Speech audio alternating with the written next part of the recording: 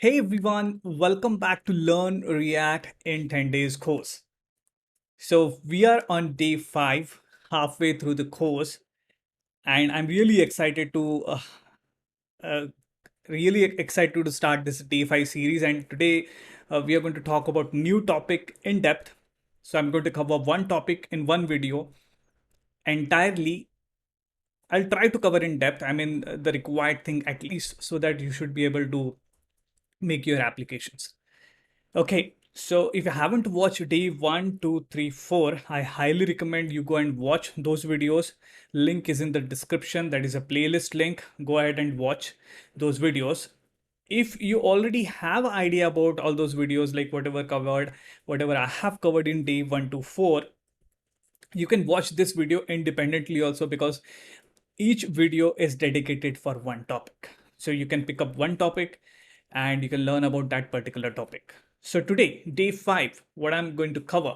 So today, I'm going to cover forms and events.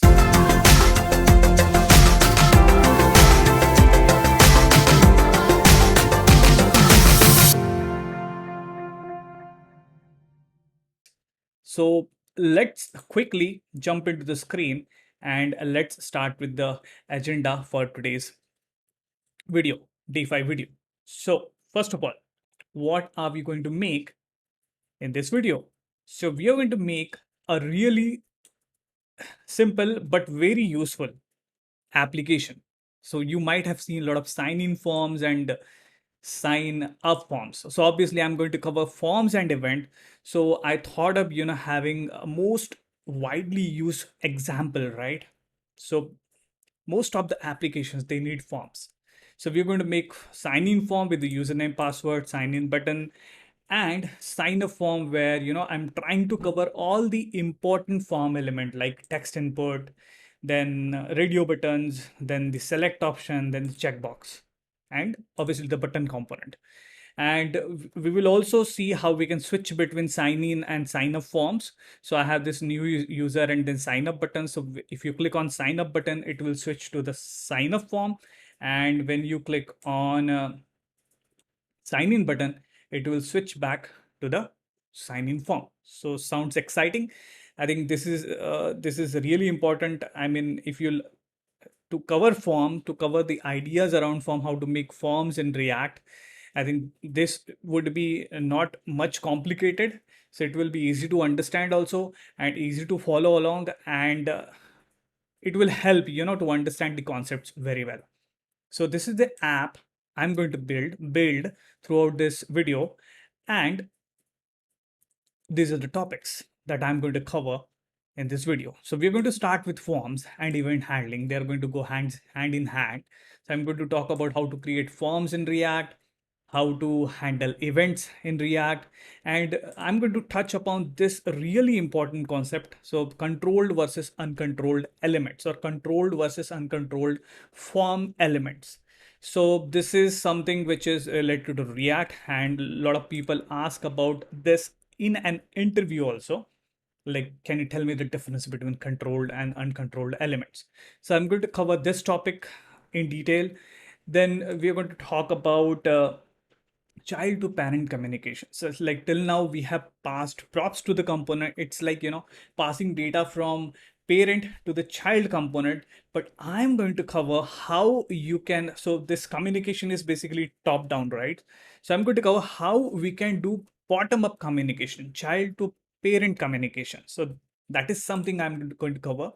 And the last thing which I'm briefly going to touch upon is presentational versus container component. So this is a term. If you go and search on Google, right, this is a very popular term in the React community. People talk about presentation and container component. So we already know what is presentation component. I'm going to talk about container component also. So this is the agenda. These are the topics I'm going to cover in this video. So I think we can get started. But before that, before moving on, whatever I'm teaching in these videos, the files, the exercise files, right? So I have this URL, right? Learn React in 10 days. I just wanted to let you know. So whatever code I'm writing here, you can find all of that code here. Learn like on this GitHub link. So this link is in the description of the video. So these are all completed files. I'm like pushing to the GitHub. So when you're starting to code with me, right, you can start from scratch and you can compare your code with the completed files, I can say. So the link is in the description, and you can download all of these projects and you can follow along with me. Okay, so day 5, we can get started. This is the agenda. So first of all, let's quickly start with, so we are going to make sign in and sign up form, right? So let's quickly understand the component hierarchy for our application. So this is a high level hierarchy. I mean, whenever you're going to start with any new project, it's a good idea, if you're working in a team or if you're working independently, it's a really good idea to sit down together if you're working in a team, or you can sit down alone if you're working alone, and just try to create that high level structure of your application. Now I understand this is really small application, just a sign in and sign up form, but it's a good idea to first of all note it down, take a pen and paper, right, and just try to create this high level diagram, right, of your application. It's like you can find out what are the high level components that will be needed in your application. So you can generate all of this component by looking at your mockups, right? So these are the mockups. So for our sign in and sign up form, so this is just like a login application. So if you see here, right, I came up with sign in form and sign up form as two different components for this application. Now this is a small application, so obviously I'm having only two component, but if you're working on big application, you can take the similar approach. You just need to sit down, you just need to divide your application into small components. And these two components are like child to my app. So all of this, the sign in form and sign up form, are actually going to get created inside the app. So three components I need to create: app, sign in form, and sign up form. So let's get started and let's create the high level structure of our application first, and then we will start putting all of these form elements into that application or component. So if I switch back to my code editor, you see here I have already created a project called forms, right? Form, if you see here, right? So you can use that npx create react app command and create this project. So I'm ready with the project and I have my source as empty. I don't have any files. I have deleted all the files.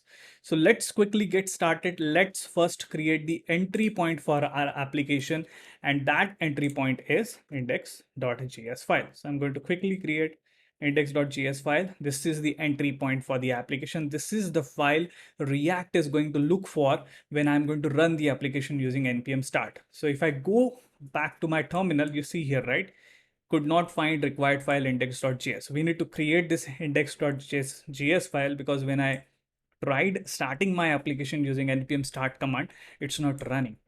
So let's create the index.js file, and I'm going to import React from React. This is the usual thing we do in all the projects. And I'm going to import one more file, one more object, actually, React DOM. This is what we're going to use to render our components. So React DOM, and I'm going to use React DOM dot render method, and let me render a simple div with the name of app inside document dot get element by id, and I know the ID of my root div. So I'm going to save this. And now if I switch back to my browser, where is my browser? Okay. And if I refresh, okay, I need to start the application first. So let me go back here and I'm going to say npm start. It is refreshing, and there you go. I can see the app. So The entry point for the application has been created. Now, I'll give you a very good idea about, I mean, in this application, we are going to have different components, right? We have a sign in form component, we have sign up form component, we have app component, different component. So when our applications are getting bigger, right? When you think like there will be so many components, like maybe 5, 6, 7, 8, or 5+ component, it's a good idea to group your components into folders. Okay. So, and that folder name can be anything, but as your application gets bigger, even dividing your application into small module is a good idea, and that module can have different component. So as this application is small, it's just a normal login kind of application, I'm going to create just one folder, and I'm going to call it components. And all the components for my applications, I have three different components here: app, sign in form, and sign up form are going to go inside this components folder. So I'm going to create a new file. Let's start with app.js, and I'm going to import React from React, and I'm going to create my app component. So I'm starting with functional component. It's a really good idea to start your application with functional component. Don't directly jump into creating class component. Later on, we can convert our functional component into class component. But the first step is always and always would be to create the functional component. I'm going to return some JSX here. So let me return a div with app, semicolon here. I'm going to export default app, save, and now I'm going to import my app here. Import app from /app. But right now my file is not start from here, right? Index.js. My app is now inside component. So I need to put that relative path here. So I'm inside the same folder, like my index.js is inside the source folder. So I'm going to start with /, means I'm referring to source folder. So where index.js resides, and I'm going to type components. So component is a folder where I need to go and I need to import my app from there. We don't need to write JS here. So this is how I'm going to import my app. Instead of this div, now I'm going to put app. Save.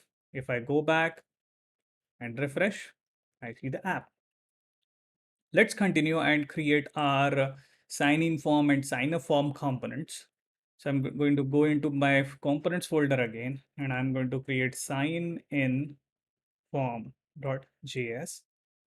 Let's import React from React.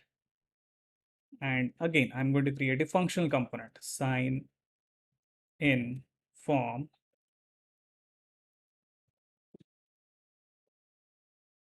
and it's going to return some JSX. So I'm just going to put some JSX here. So I'm going to have a div with sign in form.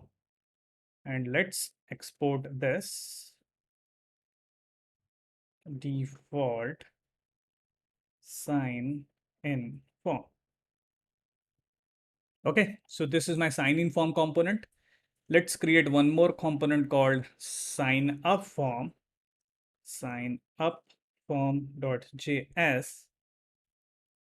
Again, I'm going to import React from React, and let's create another functional component, sign up form,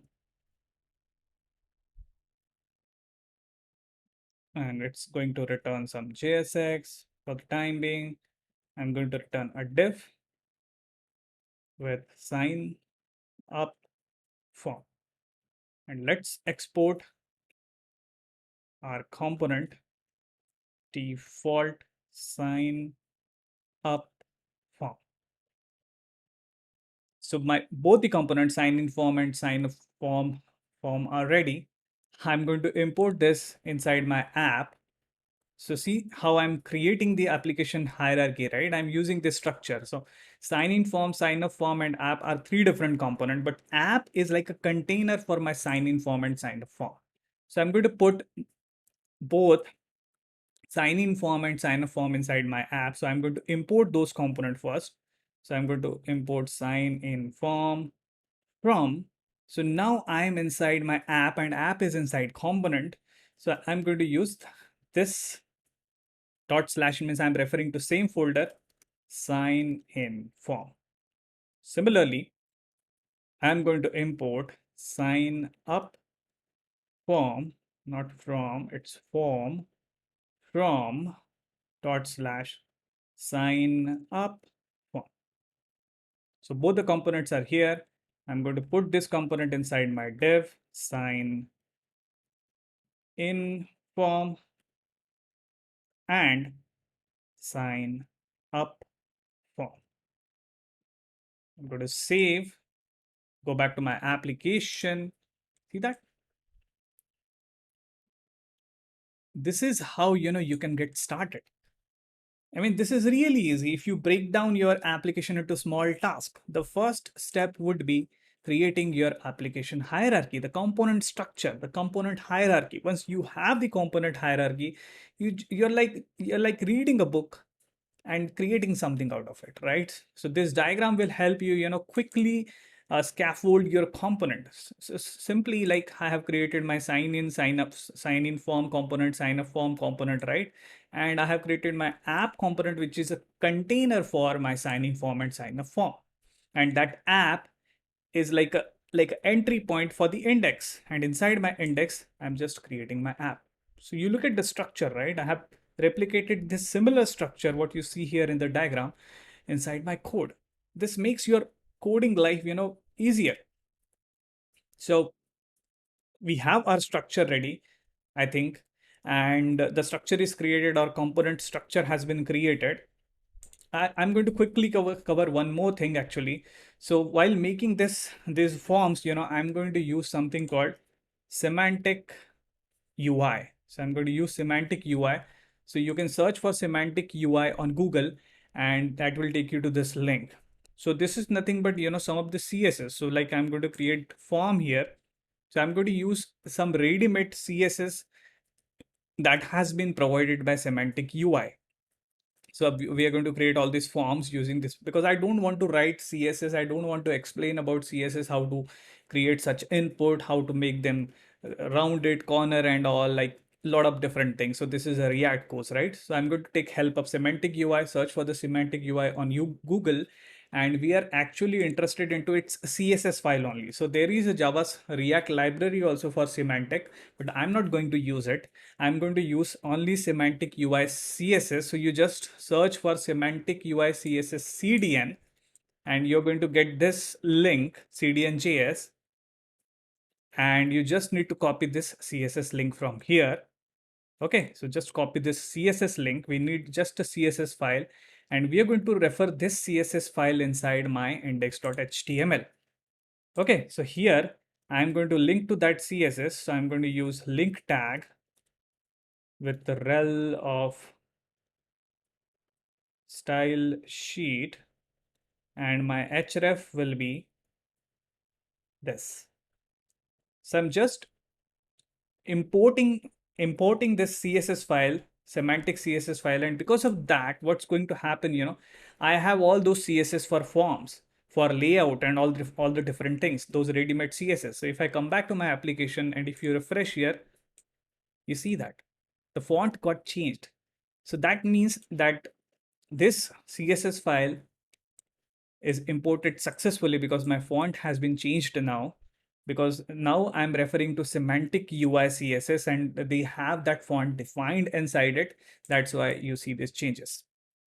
So I think semantic UI is definitely going to help us with using some ready-made CSS. So I think you should import it, you should put it into your index.js. Index.html file is actually inside the public folder. So just open that file and just copy and paste whatever I have written here. Okay, so now the CSS is imported. We are ready. Now let's have a quick pause here. Let's take a quick break, come back, and we'll continue this video. And we are going to talk about different topics around form, events, and other topics in this video. So let's have a quick pause, come back, we'll continue this video. Welcome back. So in the last part of this video, we have uh, we have made the basic structure, I mean high level structure of our application where we're building the sign in form and the sign up form, right? So we have created the app component, we have created the sign in form component and sign up form component, and we have aggregated our uh, all those component, I mean sign in form and sign up component inside app, and app goes inside our index, that is the entry. So let's continue our journey of building the form, and let's see how we can build forms in React. And surprisingly, building forms in React is like if you have experience building forms in HTML, that's the thing you're going to do to build forms in React. Because as I told you, JSX is nothing but strength of HTML, CSS, and JavaScript. So we are taking the strength of HTML, CSS, JavaScript together, and that's how the build the markup language called JSX. So let's continue our journey, and I'll start with the sign-in form. Okay, and we are going to build our sign-in form. So to create a form in React, and what we are going to build, actually, let me go back to my mockups once again, and this is what we are planning to build. The first component, the sign-in form, where we are going to take the username and the email address, username or email address, then there will be a text input, then password input, and this button, this label, and this another button. So this is what we are going to make first, the sign in form. So let's start with building the form. So I'm going, so these input fields, actually this username and password, are going to be contained inside a form, and HTML has a form tag, that form element, and we are going to use same form only. So I'm just going to write form. So if you see here, I don't need to write anything special, react.form or react form. There's nothing like that. It's simple, it's plain HTML. That's what we write inside React. So I've created form container, and inside that form, I'm going to put one input field with the type equals to text. Okay. And I'm going to give it a name of user name. So this is my username input, which I have created. So we don't need to create any special React input or special component for creating the input. We are going to use plain HTML form elements, which comes from HTML language, to create our form. So I'm going to save this. And if I go back to my application, see that we got the text input here, and this sign form is nothing but the text actually. So I can see the input here. So if I right click here and go to inspect, you can see the form has been created. So let me put it down. No, it's not coming down like this. Okay, so you see the form and the input here, right? So this is just a normal input field of HTML. Okay, so this is how we are going to build form, but this form is not looking good. And as I said in the last part of the video, to make our forms look good, we are going to use something called semantic UI. And semantic UI provides us with some of the ready to use CSS. So I can click on this menu. So you just need to visit this URL, okay? And we'll go to the menu, and we are going to leverage, or we are going to use some of the readily available CSS. Like I want to create form, right?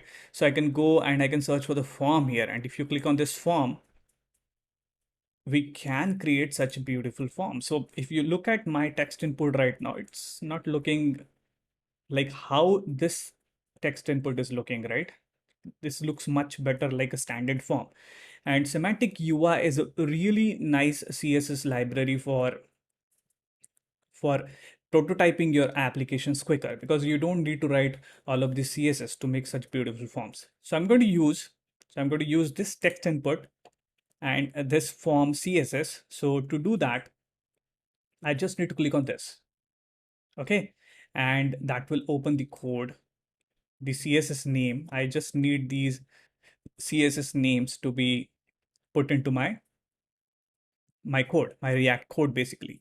So I'm going to take this class, I'm going to copy UI form, or I can type it down also. So maybe I'm going to type it down just to build some muscle memory. So let me take UI form as a class name. So the first thing, UI form I'm going to use. So I'll go back and I'm going to put, so as you know, like we don't write class, we write class name. Okay, and by copying and pasting, sometimes we create more bugs. So it's better to write them by hand. So UI form. And if I save it and if I and go back to my application, see that my text input is looking really different, right? Okay, let's go back and see. I'm going to put this label and input also. So I'm going to create a div with a class name of field. So let me do that. So I'm going to put one div and let's give it a class name of field. And inside that, I'm going to have this label. Okay, so label of first name, but I don't have label of first name. I need to create username, email address. So I'm going to put that label of username. So we're going to use username slash email. And I'm going to put this input from here. So I'm going to cut it from here and paste it here. So we got input and there are some classes in the input also. Let me check. So type text name, first name, placeholder. So they have some placeholder. Property placeholder is just a property of input. So I'm going to use that probably. So I'm going to press enter here and use placeholder is equals to user. But the save, let's go back. Cool. This is looking good. But to make my form look more prominent, I'm going to use some more feature of semantic UI. So I'm going to search for some container actually. So I need some container basically to make my form look beautiful. So I'm going to go to the examples and here maybe I'm going to use this one. So I know I want this container actually, this border and this drop shadow. So I'm just going to copy and paste this because this is like a lot of CSS. So let me just copy this div and so I already have a div. So I'm just going to copy and paste here. So so first of all, this is really important. If you're copying and pasting, you need to change this class to class name. If you don't do that, if I save and if I go back to my application, you will see this invalid DOM property class. Did you mean class name? But you can see it has rendered here. It's looking really beautiful. My form is looking beautiful. But to avoid this class name bug, or warning, you just need to remember that you need to change all the class keyword with the class name. I don't need very, I don't need a padded probably. And I'm going to use UI raised text container segment. Let me try this and see how it looks. This is looking better. So you can see the form is building now. We have our first field, that is username and email address field, created in the form.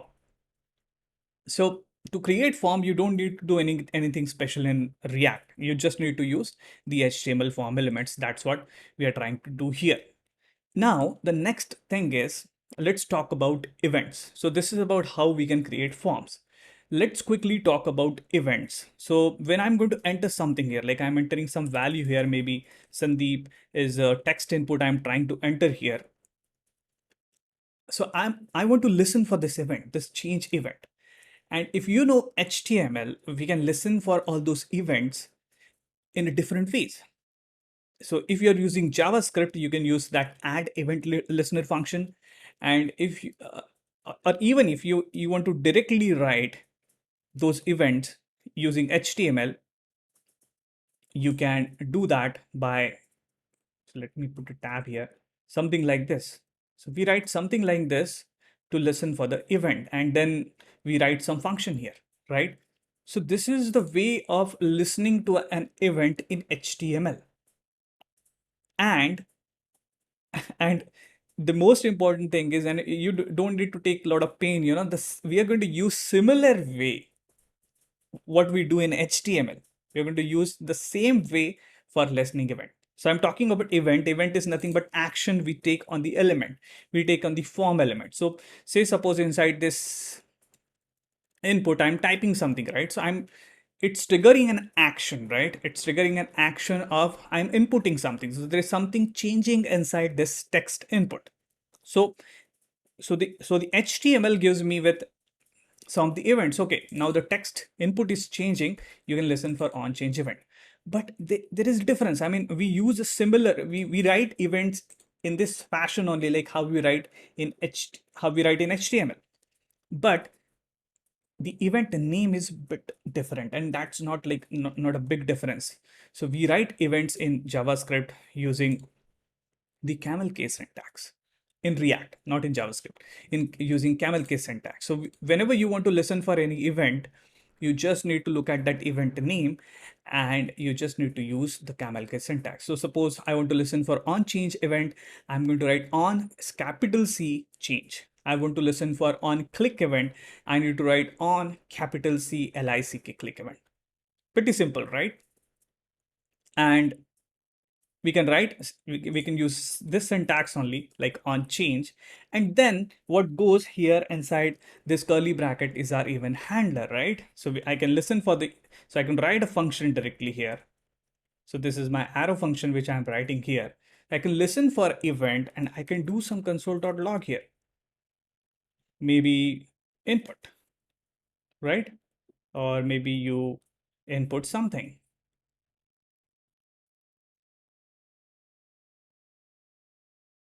Input something. Let me save this. And if I go back to my application and if I type something, let me refresh first. That warning has gone now. So if I'm writing something, see, you're listening to that event and you can see the output here in the command prompt, in the console, basically, right? So you input something 6 times because I have entered 1, 2, 3, 4, 5, 6 characters. Every time I'm inputting something inside my text input, I'm getting this output because that on change event is getting triggered. So using events in React is not a rocket science. It's not something which I need to explain. I mean, it's really simple. You just need to give that event a name, and there is one catch, one important point you need to remember: that event name. So we use camel case for the event name. So you just need to write. So you just need to write that event name and the handler function. Now I have written the handler function inside here only, right? I mean, name value pair. So that value is that event here, but I can value is actually function, but I can create a separate function for that. So maybe I can create a function on change here, right? And that could be an arrow function. And I can call this function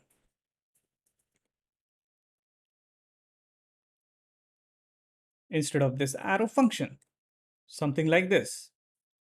This is much cleaner way of writing code in React. If you see here, right? So on change, and you don't need to you don't write something like this because this is calling a function, right?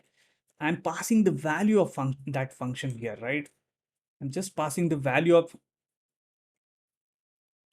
that function. You're not calling the function, right? You're just passing the value. So when I do something, when I change my input field, this function is going to get called and I'm going to see this log. So let's see this in action. So I'm going to refresh. And if I type something, you see the same output in the console, right? You input something. So it's really simple. The event name and its value. So you can write inline function if you want to write inline function, or you can, if you want to write a clean code, probably you can create a separate function and you can just pass the name of that function here. And you need to remember this. You're passing the value of a function. You are not going to execute that function, right? So this is going to immediately execute the function. So you need to remember that you don't need to write this round brackets here. So this is how we handle event. And you might be thinking, hey, can I use only on change event here? No, like you can use on click also. So like in JavaScript, we have on click event. So you can write on click event and you can handle that inside a function. So whatever events that the form element or form fields provides us from the HTML world, right? We can write all of those events here.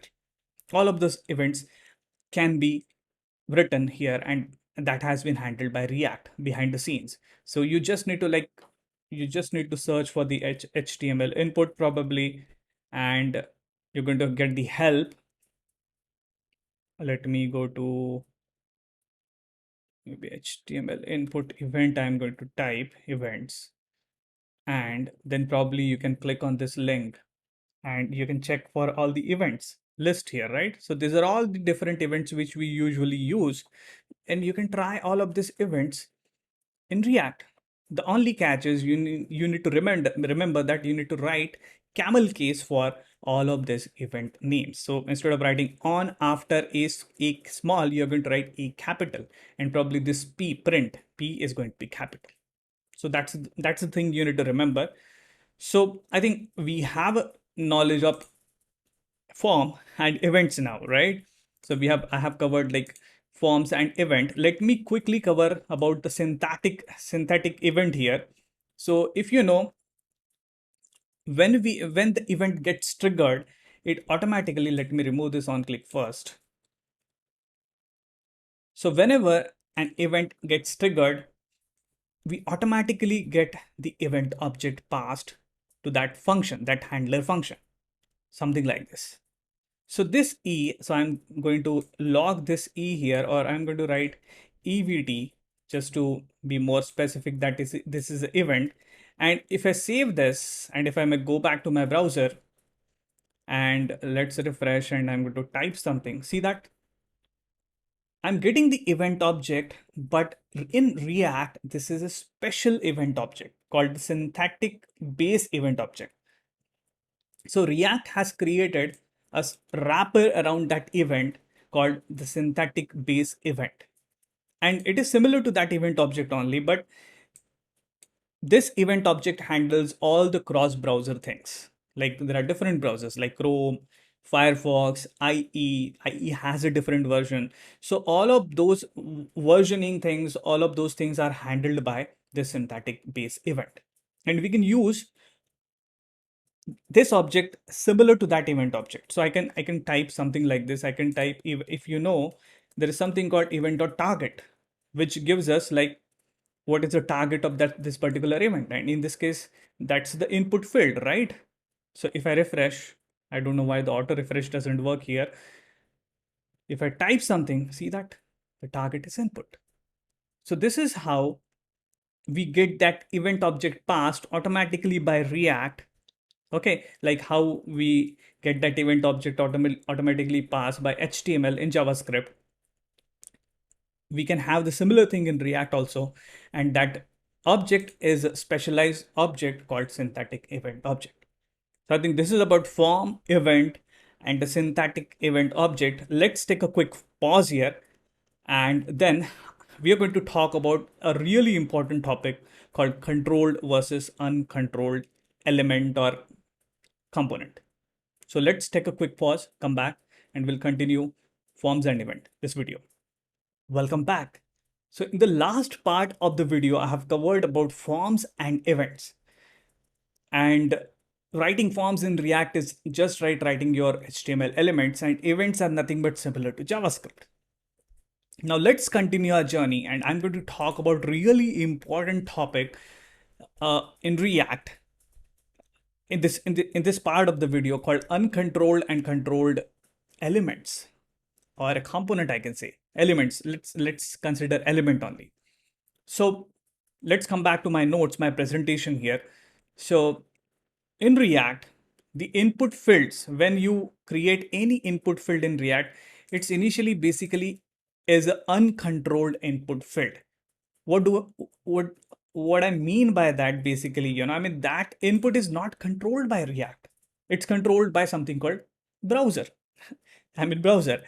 So I can tell you, like, let's come back to our application. Okay, right now I have this form, and I have this input field for the username, and I'm going to create the password field also. But later on, I'm going to enter some username and some password here inside this form, inside these form fields, and I'm going to click on the sign in button. And I want to get these values, right? This username and this password, these values, and I need to send these values on the server side so that my user will be able to log in and see the application. That's the end goal, right? So to get those values, if I go back to JavaScript world, right? How we can get those values? So obviously to get those values, I need to ask the browser. I need to access this DOM element, right? The first step would be I need to access this input field, right? And ask for the value. And how we do that basically, if I go back to my code, so basically I need to give some ID to my input element, like I'm going to give it ID of username. And to access this username element, I need to write this document dot get element by ID function, and where I'm going to pass username as a value, and then I can ask for the value, something like this. This is a way of accessing the DOM and asking for the value, if you know like how we write code in JavaScript. Because whatever I'm entering inside this input field is actually controlled by the browser. So browser is actually showing me everything. So if I need this value later on to send it on the server side, I need to ask this to the browser, because this element is not in my control, not in React's control basically. That's why we call it uncontrolled element.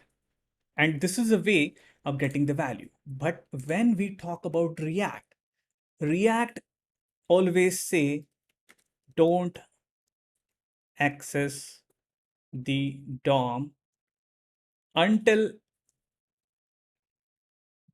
and unless required. I mean, accessing DOM directly in React is not a good idea. That's why they have created this React, and React has something called a virtual DOM. So there are two different concepts here. The DOM, which is actually showing us the output in the browser, and before that DOM, there is a concept called virtual DOM. So React create that virtual DOM, and where it manages the current state of the application. And if the state changes, then only, or props changes, then only React render that particular snapshot of that DOM to the real DOM, to the browser actually. You're getting my point? If you're not understanding, because this is forms and event topic, so I don't want to get into the virtual DOM and how React works behind the scene in this video.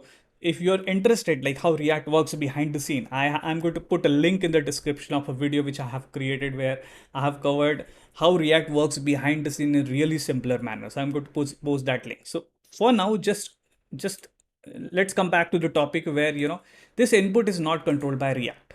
That's what I'm trying to say. And we need to make it controllable by React. I don't want to write this document by dot get element by ID and username and then get the value. I want React to give me this value whenever I want. And to do that, what we do, basically we convert our component, this element, to a controlled element of React. And to do that, we use something called state. So that way, we can avoid the DOM access. We don't need to access the DOM. And we can, if we want the value of this username, we can ask for that value to the state, right? So if I come to my application, if you look here, right, when I'm typing, now when I'm rendering this application for the first time, right? So this is the state of my application where I'm showing the input with an empty value. I don't have any value right now, but when I type S here, now this is a new state of my application with input and S value. If I type A, this is again a new state of my application with an input and SA as a value. So somehow now I need to convert this input from uncontrolled to control, and to do that we are going to leverage the knowledge of state, which I have covered in the last video, right? Component and state. So we are going to convert our sign-in form, basically this form component, into a class component now, so that I should be able to control it. I should be able to control my form elements, so that I don't need to write all these IDs, and don't need to write all those get element call, because that's painful, writing all those get element by ID, getting the ID, then getting the value. That's where React has been created to reduce all that pain.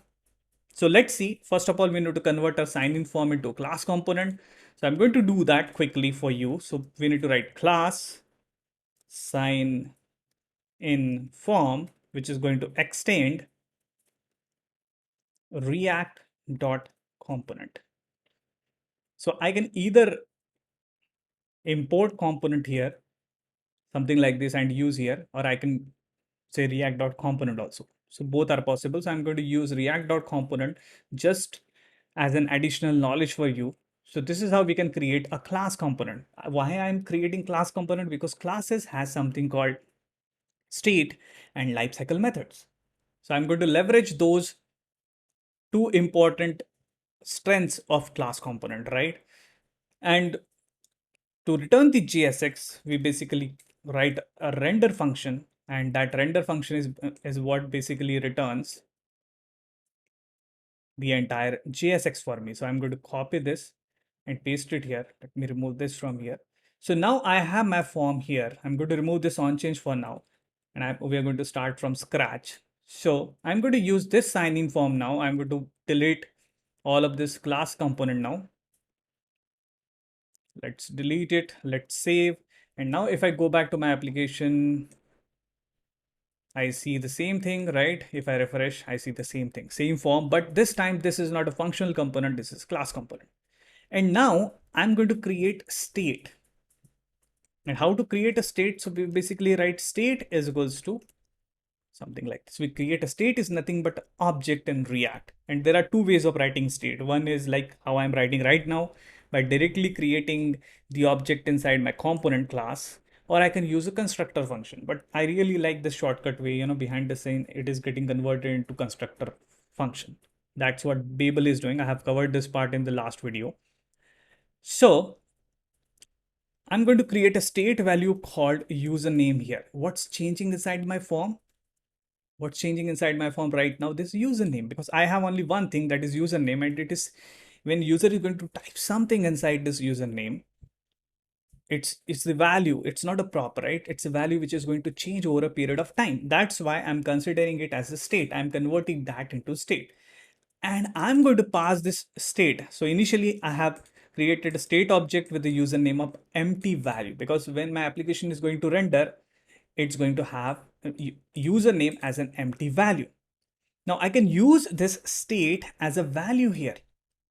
So I can write something like this. I can say value is equals to this dot state dot username. Now what's going to happen? When first time my application is going to render, it's going to take the initial value of the state, initial value of the username, and put it as a value into this input field. See that? I'm converting that uncontrolled input to the controlled input. Now this input's value is controlled by what? Is controlled by the state. That's how. Look at this diagram. I'm using state now. Initially it was controlled by DOM. Now it is controlled by React state. Obviously it is going to show in the DOM basically, but I'm using state for the value, right? And later on I can ask for the value to the state, right? Now let's see if I go back to my application now, and if I refresh, see that I have a username with an empty value. But now if you see, if I type something, it's actually typing. So let me see. I thought it is not going to type because username value is empty for now. And value is this dot state dot username.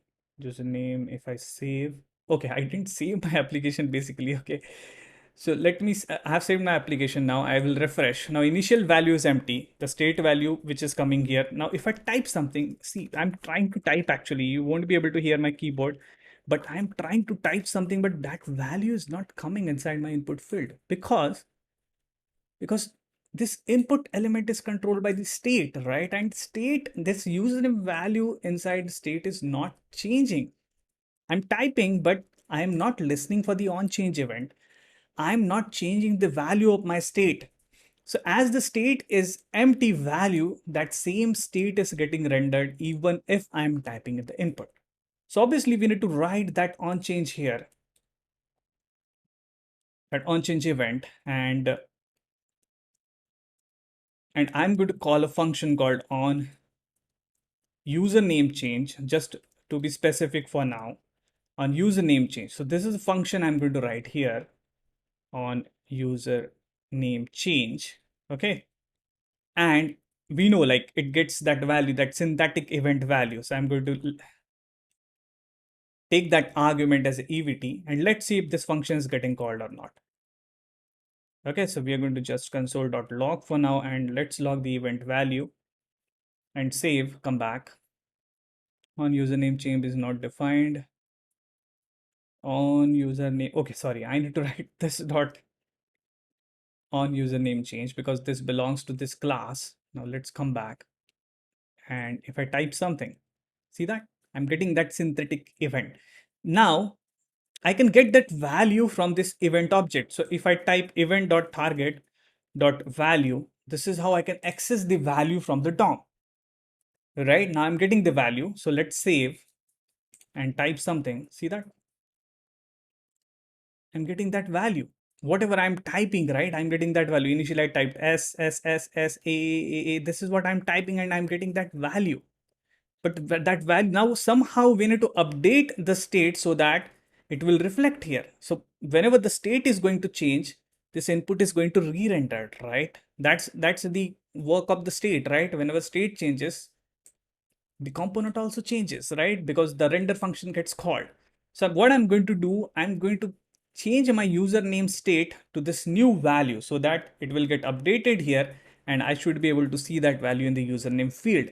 And to change the state, what we do, we call this dot set state, right? We call this dot set state and I want to change my username value, right? Username to something, a new value. So I'm going to set it to the new value of event.target.value, right? So let me remove this for now.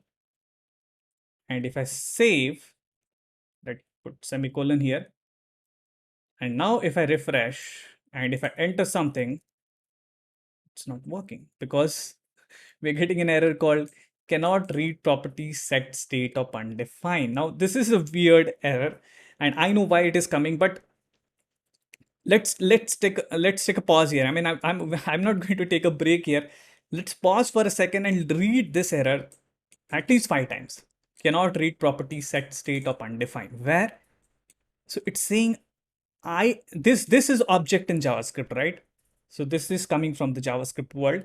This is object in JavaScript. Why this error is coming? Because this is object and I'm saying this dot set state. So obviously on this object, this set state method is not available. That's why we are getting this error. And you're going to get this error so many times in React and you will be wondering, right, why I'm getting this error. So to solve this error, there are multiple ways actually, and I'm going to tell you the easy way of solving this error. So basically what's happening, if I do console.log here, console.log of this, I'm just going to log this here. Okay. And let's see what's the value of this. Okay. And I'm going to refresh. Let's type something and let's see what's the value of this we are getting. So if I scroll up, up, up, up, up, see that this is undefined. That's why, I mean, this is undefined. That's why calling set state method on undefined, calling something on undefined is obviously going to throw an error in JavaScript because, we don't have scope of this available here. I mean, this is not pointing to this class basically. And I'll give you a solution actually. So to have the value of this available here, you basically need to convert this function into an arrow function. So just convert this function into an arrow function and this is going to solve your problem. So now if I go back, I refresh my application and now if I type, see that? Every time I'm typing, what's happening here? So I'm going to go back and I'm going to just type S here every time. So like I have typed S here, So whenever I'm typing S, that S value is updated into my username, my state. And as the state is getting updated, the render method is getting called. And because of that, that value of state, that username is getting rendered here. So you can see like how we have taken a small journey where we have converted our input, which was like controlled by the browser. Now this is controlled by React. And can you see any DOM access code here? I'm not accessing the input using DOM, right? I have controlled everything through state. So this is world of React. Maybe this is new to you. You must be thinking why we are doing it, but this has their own advantage, right? We are not writing any DOM access code. Without writing any DOM access code, our state is the single source of truth of our application. Initially, we had a value of empty. Now, whenever I'm changing the value, that value I'm updating in the state. As the state is getting updated, as I told you, whenever the state is going to get updated, it is going to immediately call the render method, and that render method is basically updating the state of my application. So this is about controlled and uncontrolled components. So basically all the form elements in React, when you write a React code, all the forms are basically uncontrolled elements.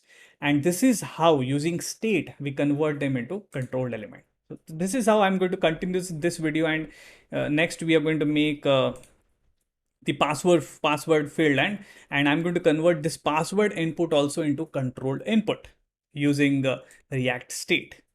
So I think let's take a quick pause here and come back, and then we will continue to build our form. We'll put the password field, and then we are going to put the sign in button and all, right? So let's take a quick pause and come back. We'll continue this video. Welcome back. So let's continue to build our form. So in the last part of the video, we have built the username or the email field. So you can see the text input here and the label. Now let's continue to build our form. So if I go back to the agenda, you see here, right? We need to build this password. Let me minimize this one for time being, and this one also format panel. Okay. So let's put the password field also in the form. So to do that, I mean, we have already created the username or email address field, right? And we need to follow the similar style to build the password field. So I'm going to go back to my code, and let's go into sign in form. And I actually need to copy and paste this code, but it's a good idea to write the code. So we just need to create a similar field like how we have created the username field. So I'm going to create a div with a class name of, so if you see here, we have given it a class name of field. Okay, field. Then I'm going to put a label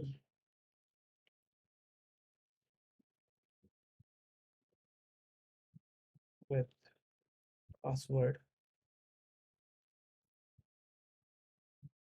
and we don't have any class for the label.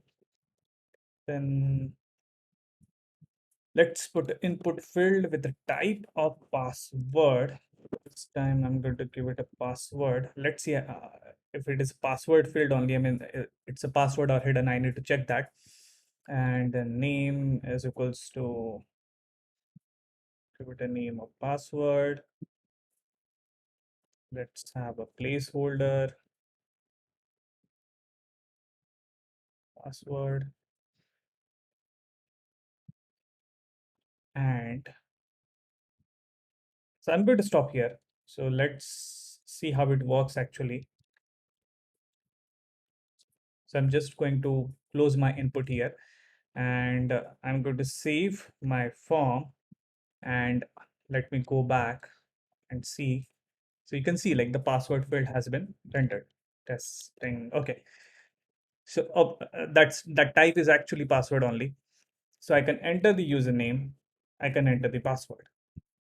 So my password field is ready, but right now this password field is controlled by the browser.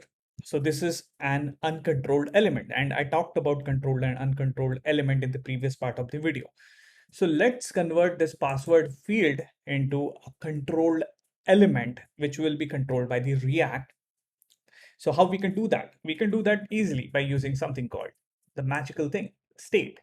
And this is already my class component. So obviously, like how I have a username, I'm going to create a same new state value. I'm going to give it a name of password. And initially my password will be empty. So I'm just upgrading my state one by one, initially. So this is an object, right? So initially my so how many form elements I have right now? I have usernames. I have created username as a state. I have password also. So I'm creating password as a state value. If I have more elements, I'm going to create more state values or state name value pair, something like this. And I'm going to pass that state as a value to my password field. So we need to write something like this dot state dot password. See that it's easy and it's really similar to what we did for the username field, right? This dot state dot username. So now if I go back to my application and if I type password, see that I'm typing, but nothing is showing there, right? Now why it's happening? Because my state is empty, right? Initially, the password value is empty, and that value has been assigned by React to my password input, this dot state dot password. And when I'm typing that change event, because I haven't written the code for the change event, that's why that change is not happening. The state is not getting updated, and I'm not able to see the password typed into the password input field. So we need to write on change for that. So let's write on change, and that will be this dot. I'm going to write a new function on password change. So I'm going to write a new function for this on password change. And let's write that function here on password change, which will be again an arrow function, which is going to take event as an argument. And again, I'm going to do the same thing like what I'm doing here, right? I'm setting the state, this dot set state, and I'm just going to change the password. So this is important point. You need to remember you're changing password only. You're not changing the username here. So you don't need to do anything related to username value actually, right? We are just changing the password. So you just need to mention the password here, where we're going to use similar way like event dot target dot value. So I'm going to take the value from the event object, the target object, the value property, and that's how that password is going to get updated. I'm going to save it, go back, refresh. Now let me type something in the password. You see that? Now the password field is actually rendering the password text because of the magic of my state, because of the magic of my state value actually, because I'm changing the state. Once the state changes, we know like the render function triggers and it renders the entire JSX. Now you must be wondering why I haven't changed username here, because that is not required because I'm not changing the username here. But you must be thinking like how this username and password different values in my state are going to get combined. So you don't need to worry about it. First of all, I mean, this set state is a function, and this set state function has been handled by React behind the scene. So this magic of combining all these state values is actually done by React behind the scene. So we don't need to worry about it. You can write your own code for that. Maybe that's a good assignment. You can try it, like how you can manage if you're changing one value inside an object, it should create a new object with existing values intact. I mean, that's a good assignment you can do, I think, and that's a good problem statement I can say, which you can try to solve. But that's not a difficult thing. You can do it very easily. So now our form is ready, right? We got the password field. Let's move on and put that button. So if I go back to my mockups, we need this sign in button, right? And then we need this text and this sign up button also. So let's put that button. So I'm going to add a div element here for my button, and for that button, obviously we're using our beautiful semantic library, where I need to refer some of the buttons. So you can go to your semantic UI and you can search for the form. Actually, I'll go back to the home page and I'll click on this get started. Then you need to find the button. So if you look at here, right, scroll down, you see the button here. So just click on that button, and I need button something like this, right? So let's scroll down slowly, and okay, so I need button like this save button. So I'm just going to see the code for it, and I'm going to copy it from here, and I'm going to paste it here. Let's do some formatting, and we need to change the label of the button to sign in, sign in. And so I remember you need to change this class also. So class is class name, UI primary button. If you type it, by yourself, that will help you. So just to save time, I'm trying to type also, trying to copy paste also. So I'm trying both the ways. So let's save and go back to our application. And if I go back, see that now a form is building, right? Okay, our sign in form is building. Or I can say the login form is building. Now, the next thing we need to do is this new user and sign up. So let's quickly build it. So again, I'm going to put, let's do some formatting first. Another div here. So I'm making section one by one, and I'm going to put a text of new user question mark. And then I'm going to use same this button. So this time I'm going to type, I'm going to use button with the class name. So I need to find out the class name of the button I want to create here. So I'm going to keep it empty for now. And this will be sign up. So let's find out some class name so that we can make this button beautiful, the sign up button. So I'll go back to my semantic UI and let me find out which button I should use. So I think I'm going to use this green button. I'm liking it as positive green button. So I'm just going to copy these classes from here. So I'm going to copy UI positive basic button, copy, go back to my application, paste it here. And now if I save and if I go back to my application, see that? Now actually there is a problem. There is a CSS problem. I'm not. This button is touching the sign in button, sign up button, sign in button. So we have some alignment issues. Let's fix it. And I'm not going to write separate class or a separate thing for this. So I'm just going to use inline style. This is not a bad practice, or I cannot say this is good practice also. But as our application is small, and so I can write inline style because I'm doing a really small change here. But it's a good idea to create a separate class file, a separate CSS file actually, and put a class name here and write that class name. So just for the sake of simplicity, I'm just going to put some style here. So that style will be, I'm going to put some margin top of a 5 pixel. I need to put it in the string. Okay, so if I save this now and go back, see that we got that margin here, and we need some spacing between this new user and sign up button also. So for that purpose also, I'm going to use styles only. So I'm going to use style on my, okay, where it is on my button only. So I'm just going to put enter here and write style. And inside that, I'm going to create the style object with, I'm going to give it a padding, or probably I'll give it a margin left, right, of say, let's go with 5 pixel only. I'm going to save. See that? Now the form is looking beautiful.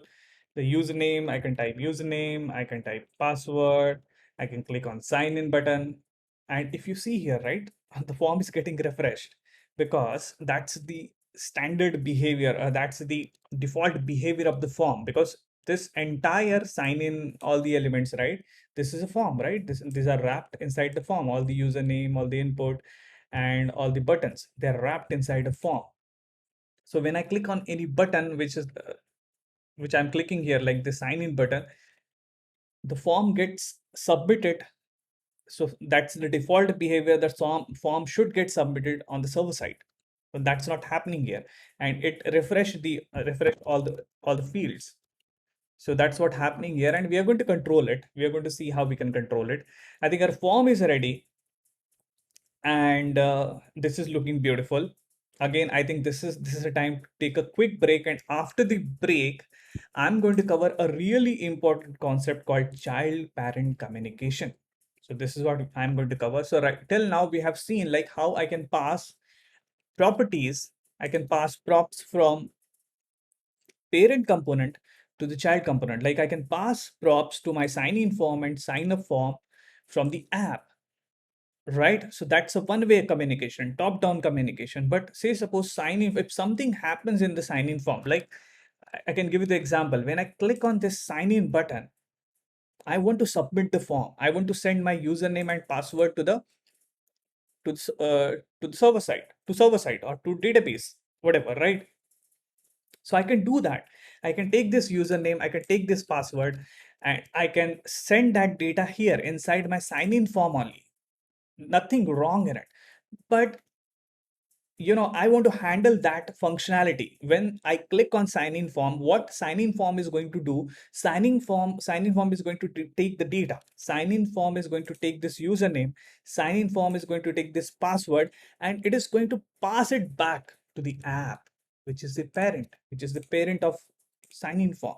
And app is going to communicate on the server side. See, it all depends. I mean, you can either give that responsibility to sign in form, or the app can handle that. So there will be scenario where your component will be just like a presentation component. It is not going to do anything. All of the activities are going to handled by the parent component. So let's see how. Now we know how to pass props, but how I can, so that's a parent child communication. How we can do child to parent communication in the next part of the video. So let's have a quick pause here, come back, and we'll continue this video. Welcome back. Now let's talk about child to parent communication. We know how we can pass props. Like I can show you here. Let's come back to my presentation now. I can show you here, like we have seen till now, like how we can use parent to pass properties to our child component, right? So in case of this structure, the sign in and sign up form structure, or this application, say, so if I go back to my code editor, right? What I can do, right? If I go back to my app, I can pass props to my sign in form or sign up form. So say suppose I want to pass a label or a form a label attribute to my sign in form. So I can pass that value, something like this, form label, say sign in, right? So this is one of the, so props are nothing but name value pair, right? So I can pass this form label, which is a name, and sign in is a value, which is a string, right? I can pass maybe some a number value, like I'm not getting anything, maybe some random attribute I'm just creating for now. Or maybe I can pass a number attribute. So I'm going to say the number is equals to, I can pass some number like a 10. Right. I can pass the Boolean value also, maybe a true value or a falsy value, something like this. Maybe I can pass a true here, something like this. So props are nothing but name and value pair, which we pass to the child component from the parent component. Now, so I can say this is like parent to child communication. Now, how child can communicate to parent? So there is something like, if say suppose some action happens inside my sign-in form, and that action has to be taken by, or that action has to be handled by the app. How we can do that? And I'm giving you a hint here. I'm talking about action, right? So if I go back here, how this sign-in form can talk to app. And how that communication can happen? That communication can happen through an action. And what we do for an action, what's the best way of creating an action in JavaScript or anything? And that is called a function, right? So sign in form is going to invoke a function on the app, right? And that function is actually executed or handled by the app. So we can pass function as values, as a props values to the child component. That's what I'm trying to say here.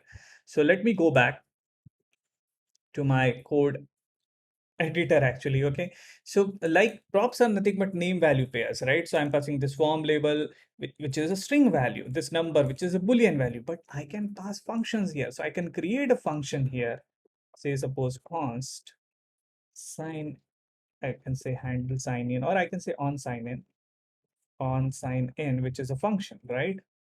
So who is handling the signing part? The app is handling the signing part here. So this function, I can pass this function as a value, as a props value in React, because functions are first class object in JavaScript. So I can pass string, I can pass boolean, I can pass functions also. So let's pass this function, the sign in function. So I'm going to pass on sign in. So this is the prop value I'm creating. On sign in is equals to, I'm saying on sign in. So this is a name value pair. Don't confuse with the name. They both have the same name, but this is a name, this is a value. What's the name of the property here? On sign in. And what's the value? On sign in. Or maybe I'll change it to handle sign in. That will be simpler. So I'm going to change it to handle sign in just to avoid the confusion. So this is a prop on sign in, and this is a value. And what's the value this time? The value is function. The value is not string. The value is not a Boolean value. This time it's not a number value. This time it's a function value. So when sign in form, if I go back to sign in form, right, it's going to get those props inside something called this dot props. And using that this dot props, so I'm just going to console.log this dot props here just to show you how we are getting that inside the sign in form. So if I save and go back to my application, see that prop is an object. Obviously that's going to be object, and that object has name value pairs. And this time that name is on sign in, but that value is function. And I can call functions using JavaScript, right? Inside React also. I mean, React is JavaScript only. So I'm going to call this function when we click on, so I'm going to remove this for now. So when I click on this on sign in, this button, sign in, I'm going to call that function on the parent. So that's how that communication is happening, right? If I go back here. So I'm passing that function. So I can copy this from here to here. I'm passing that on sign in function, right? On sign in is my prop, right? And that props value is actually a function, and I'm going to invoke that function from the sign in form. So let's see practically how it works. So I'll go back to my application, and we know events, right? So we learned about event in this video. So I'm going to use on click event this time. And on click is going to call that function. Okay, so I'm going to execute that function using this dot props dot. I'm going to use a property name here on sign in, not the handle sign in. That's a value. So if I go back to app, the name of the property is on sign in, and value is handle sign in, right? So I'm going to use this name on sign in here. So I'm not invoking the function here. I'm not doing like this. If you do like this, that means you're actually executing the function, right? Invoking the function, you're calling a function. I'm just passing the reference to the on click. And when I actually going to click on the button, this function is going to get called. And that function is written here, where? Inside my app. So let's put a console log here. And I'm just going to put sign in. let's see how it works. So if I go back to my application, refresh, and I'm going to put some value like test, and if I click on sign in, see that? You might have seen that log there, but my form is getting refreshing. So let's first handle this part. So obviously when I'm going to call this handle sign in, it is going to pass an object called event here. Okay, so that event object is definitely going to come here, and I'm going to use this event dot prevent default function. So this function is actually going to stop the default behavior of the form, which is like submitting a form to the server side. So let's do this. So you need to remember, this is what you're going to write so many times when you're going to write forms in React. So this handle sign in, basically, because I have written this handle sign in on this button, and this is like a submit button. This is acting as a submit button in the form. So when we call this on sign in, which is actually a function here in my app, it gets the event object, and that event dot prevent default is what the default behavior of submitting a form, which I'm trying to stop here. Now if I go back to my application, refresh again, and let's say type something, and if I click on sign in now, see that my form is not getting refreshed, and you can see the communication is happening between child to parent. So whenever you want to do any child to parent communication, you need to use functions. It's really easy. You need to use functions. Now, now we can argue, or we can debate here, right? I mean, now I can. Now the next thing I need to do, I need to pass that username password to the app here, so that that username password can be submitted on the server side, so that user can log in. Now we can handle that part in the sign in form also, sending that data. So maybe I can write that function, right? That on sign in function here, or handle sign in function here, something like this. And I can handle that server side code here.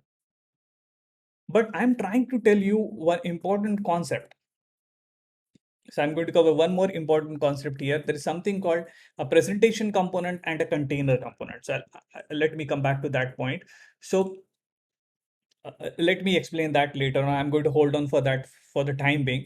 So this handle sign in can be handled by this form also, this sign in form also. There is nothing wrong in it, but sometimes it's a good idea to handle all of our server side logic or all of our action at one place. And for this application, as this is a really small application, we can handle that at the app level. So that communication, to do that communication, we use functions. So sign-in form will become just like a presentation component for us. So that's the concept I'm trying to cover here. So in this case, we have like presentation versus container component. So presentation components are just responsible for showing the UI. They'll just show the UI. Like in our case, they will just show the username and password, or a sign in form and a sign up form. They are not going to do any activity. So when I click on sign in, that sign in action is not actually performed by the sign in form. That action will be performed by the container component. And what is a container component in our case? In our case, that container component is nothing but there can be anything, it can be anything else, but in our case, that container component is app. So that's what I'm trying to tell you here. So presentation component are just responsible for showing the UI, and the container components handle the business logic or server side interaction. Now this is important point I would like to cover in this video, because there is a possibility people might ask you in an interview difference between presentation versus container component. And this is a really good idea to make some presentation component which will just take the prop and which will render the UI, which will show the UI. And when something happens in those components, some action happens in those component, those actions are actually handled by the container component. So you get that centralized place, one place where you can see the entire action logic has been written. So I think you got the difference between presentation versus container component. Now let's see how we can pass the username and password, because obviously now app is going to handle that server-side interaction. I need to pass that username and password from sign-in form to the app, because app cannot access the state of sign-in form. Now sign-in form has to tell to the app, okay, take the username and password from me. Now we are getting event here, but I'm going to pass those username password also here as a payload. So I'm going to pass something like a payload, the form payload, to this function. So I'm going to remove this event handling from here. I'm going to handle that event.prevent default part inside my sign-in form. So I'm going to come back on sign-in form. And if you see here, right, when I click on this button, I'm directly calling the function of the parent component on sign. Instead of that, I'm going to write a function called on sign in inside my sign in component. So I'm just going to create on sign in function here, which will be my arrow function, which is going to take event as an argument. And I'm going to use that event.prevent default here, prevent default, to stop the form submit behavior. And now sign in form has the state, right? Sign in form knows about the username and password, which I need to pass to my pass to my app, the parent component. So obviously I can access console dot, if I do console dot log this like this here, this dot state. I know the state, I know the sign in form state here, but that state is not available in the app. That's what I need to pass. And the only thing which I know is this handle sign in function. So I'm going to use this handle sign in function. Obviously, I'm going to call that handle sign in function. So I'm going to call that handle sign in function using this props on sign in, right? And I'm going to pass my state, my payload here as an argument. So we are communicating from child to parent using function. At the same time, I'm passing the values also. So I'm going to pass my state here. So, but I'm not going to pass my state something like this. I'm going to create a new object and I'm going to destructure my state here. So this is a good practice, to just pass the copy of your state. So I'm basically what this syntax is doing, what this destructuring is doing, it's creating copy of my state. So I'm passing the copy of my state as a payload, right? So basically I'm creating a new object. So this is nothing but, creating new objects. I'm creating new states. I can create const payload as an object, and I'm going to paste it here. So basically I'm creating a new state using my existing state, and I'm passing this payload here.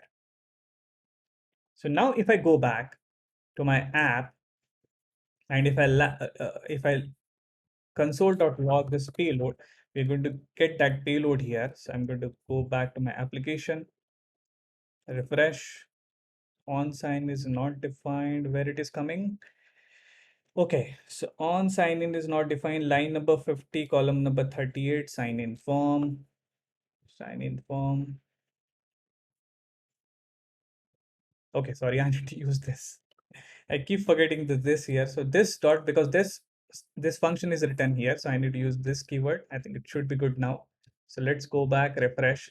Now I'm going to type some username and password, and I'm going to click on sign in. See that?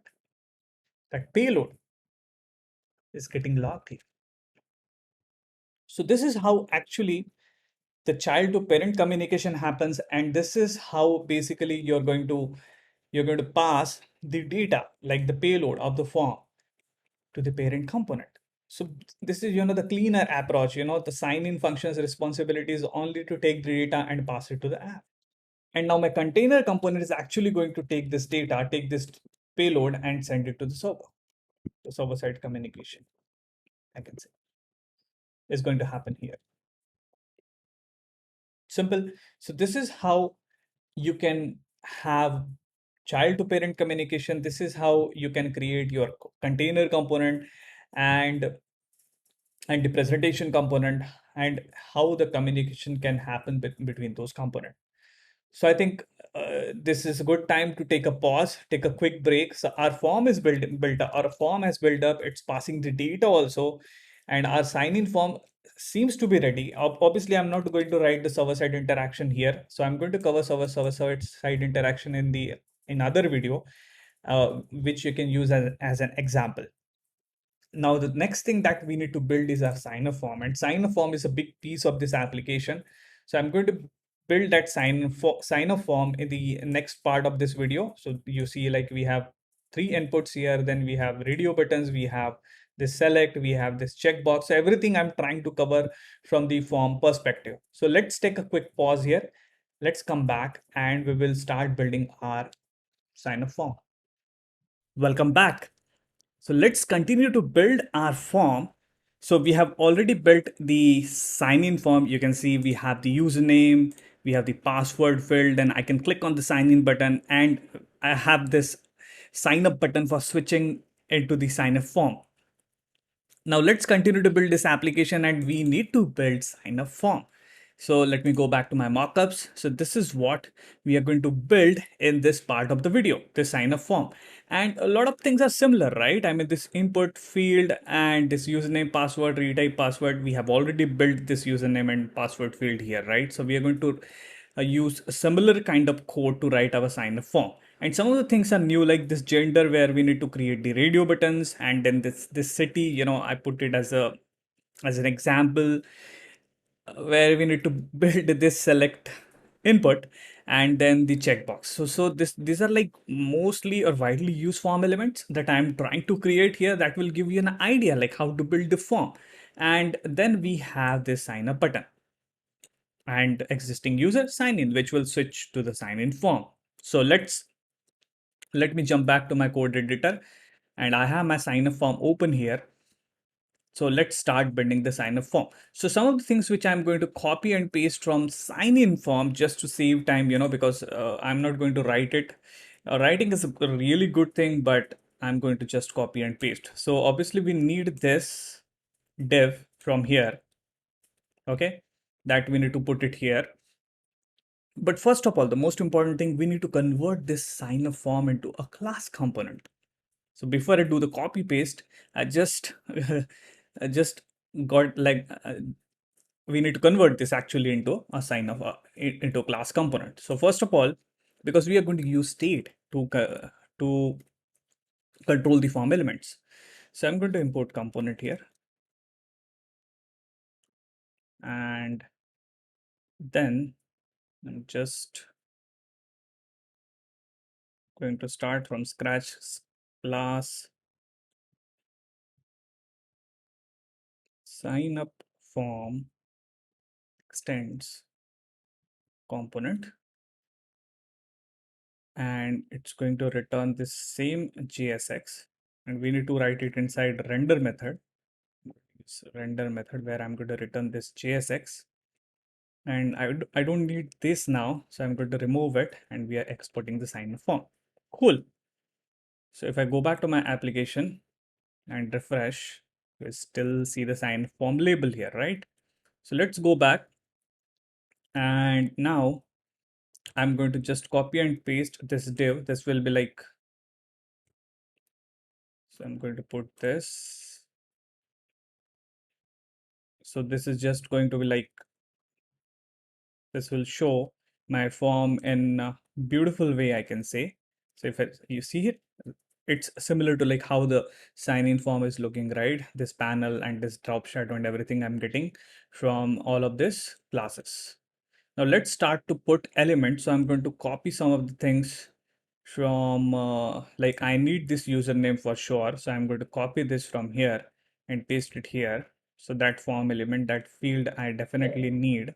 So I just copied and pasted the username or email field where type is text username, right? And value will be value something which is I'm going to populate from the state. So let me remove this part for now. We're going to write it from scratch. So I just need the form elements, which I'm going to put here.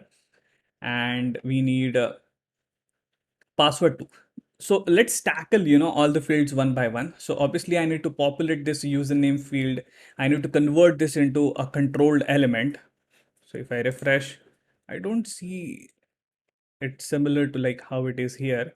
So there must be something wrong here. So I think I need to put the form element outside. So let me copy this form from here and I'm going to paste it here. So we got the form also. Let's put this at the end.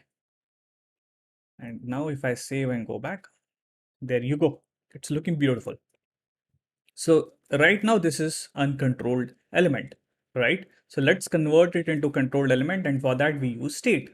So let me create state inside my form. State is equals to, and there I'm going to have username, and initially the username value will be blank, and I'm going to put that value here. So value will be this dot state dot username, and I need to write on change handler too. So I'm going to write on change where I'm going to change the value. So I'm going to write a function this dot on user name change, and let's write this function here on user name change. It's going to get the value of event as an argument, and I'm going to set my state inside this username change function so that it's going to convert that uncontrolled input element to a controlled input element, which will be controlled through a state. So set state, and inside that set state, I'm going to set username to event dot target dot value. Save this, come back. Now if I type something here, cannot read property set state of undefined. Okay, I got it. I need to convert this function into arrow function basically.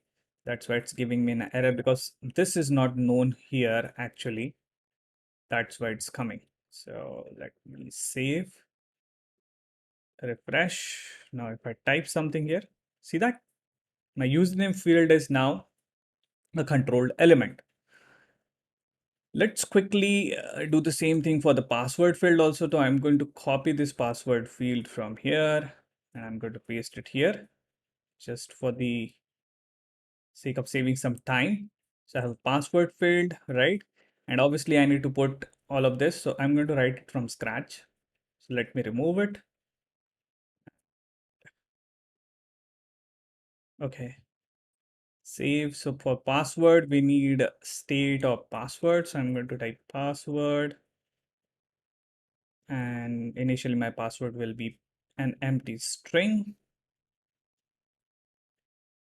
And again, I'm going to pass that value into state. So this dot state dot password, and I need that on change function for controlling this input. So I'm going to say this dot on password change. Let's write this on password change function here, on password change, which will be an arrow function, and which is going to set a state, and the value, my password value will be event dot target dot value. If I go back to my app browser, refresh, I see the password field and I can type some password. Cool. Now you must be observing something, right? I mean, this is like on username change, I'm like writing the similar code. On password change, I'm writing similar code where I'm just similar behavior, I can say, where I'm just setting the state. Here I'm setting the state for the username. Here I'm setting the state for the password, and I'm using the similar kind of code, right? Event.target.value. This looks like a duplicate code. I understand, but as a beginner, we need to continue this journey of writing the code the way I'm writing right now. And later on, I'm going to tell you like how we are going to refactor this code. So this is like a level one, right? This is like a beginner level where we are writing code. This is how beginner are going to write the code, and this is easy to understand also. But later on, in the last part of the video, I have planned to refactor this code. We'll take this code from level 1 to level 2, or I can say the intermediate level. And maybe like there are multiple ways of writing code, right? So we can take it to expert level also. Okay, so let's continue the level 1 and or a level 0, whatever you can think of. And let's continue to build our password field. That is a retype password field. See that? This one. So I'm going to copy and paste again because this will be similar. The only thing I need to change is here I'm going to name it password again of password again, and on password again change. So I'm just changing the state values. I'm going to populate it here. So I'm going to say password again. So I'm getting that hint. I'm using that password again, and I need to write that function also on password again change, and event, and inside that I'm going to change the state, this dot set state, and that will be password again, and it will be event dot target dot value. Okay, event dot target dot value. I don't need to put semicolon here. Save. So we got three different form elements here. I just need to change this label to password. Retype password, where is that? So I need to change this label to retype password. Cool. So this is looking good. Now let's move on and work on the gender part. Now gender is something special. We need to put some radio buttons here. So this is going to be a bit complex part here, I can say, in this form, where we need to put this radio buttons, then this select option, and then this checkbox. So let's do that. So I'm going to go back to my semantic UI, and I'm going to find out the radio example here. If I have any radio example. So form, let's try to find out. I see checkbox, I see select, I see. Okay, so we have this radio button example here. Probably I can use it. Maybe not this one. I need to find out the right example here. So let me go back to the main homepage of semantic UI. Let's click on get started, and I'll go back to form. And in the form, I need that radio button. So let me scroll down to see. I have radio checkbox here. Okay, so I need this actually. So I'm going to copy and paste some of the semantic code from here, the HTML and CSS that is going to help me show my radio button something like this. So let me take this example probably. Second one, select your favorite fruit, not select your second favorite food. Where is that label? Okay, this one. So I think this is like grouped fields. So I'm going to copy this and let me paste it here. And don't forget to change this class to class name. Then I need this label. Let's go one by one, step by step, because we need to change that class name also. So I need to change this label to gender. So gender, and I'm going to remove this. So I'm going to give it a name of gender, and we don't have a class name here. And now I need all of those radio buttons, right? With different values. So I'm going to copy this field. I need this field, second field. So let me copy this and paste it here. Let's do some formatting.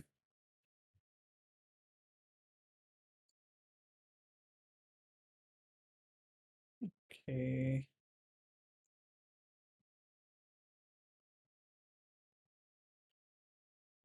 tab. Okay, let's go one by one. So I need to change this to this class to class name, this class to class name, and then I have an input and label. So obviously I need to change this. So this shouldn't be named as a fruit. I need to name it as a gender.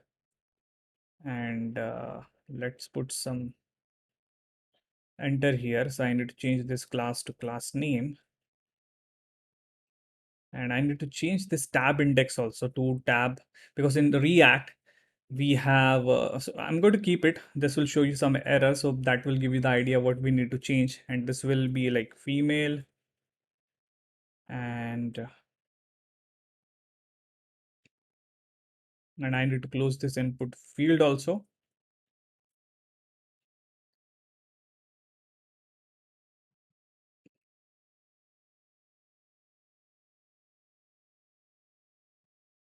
Okay.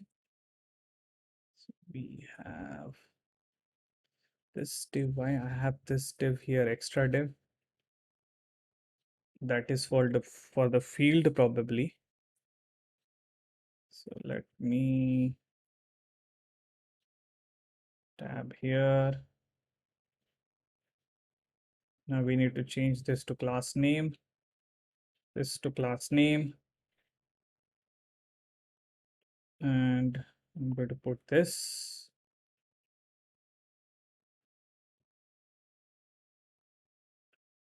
I think all the class names are in place. I'm going to do some tabbing here. I don't know. This div. Okay. Let me save and go back. Now, if I refresh my application, I see the radio buttons, right? But they're not working, right? And you see this warning, right? Somewhere I missed the class. And there is also a warning of default checked. So one by one, we are going to handle all of these things. And there is something called tab index also, right? So they're saying whether you want to use tab index. So for also for doesn't work. Did you mean HTML for? So like in React, this attributes name, like how we changed class to class name, we need to do similar thing here. And let me see the formatting. I think I need to tab here this div, and I don't know whether I have this extra div here or something. No, I need it. So this is one, this is another one. Okay. And so let's start from here. So this will change to HTML for, okay, class name, class name, class name. I need to check for all the class name. I'm missing class name here.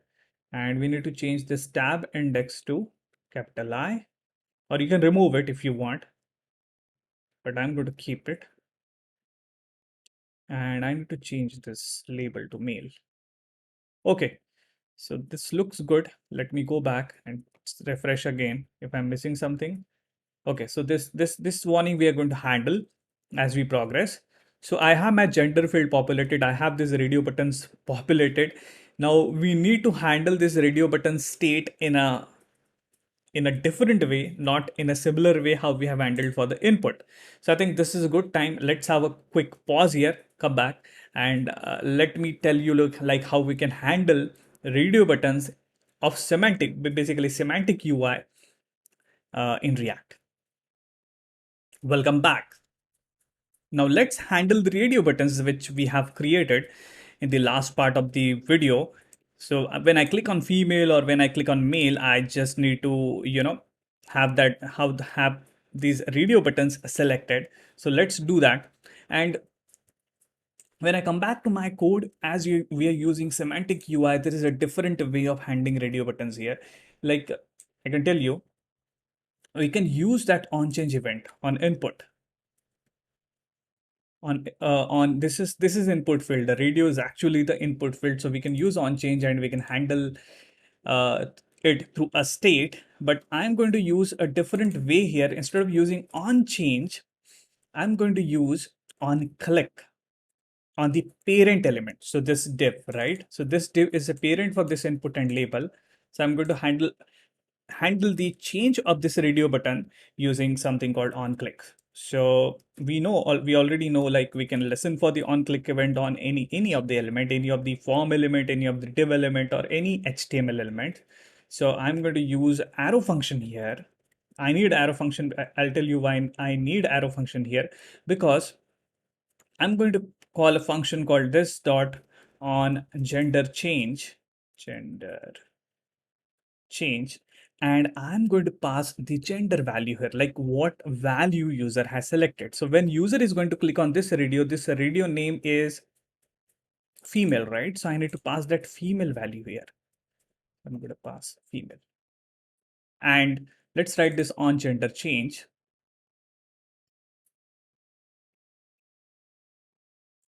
On gender change, which will be again an arrow function, and I'm going to get the value here, or I can call it gender only. Gender.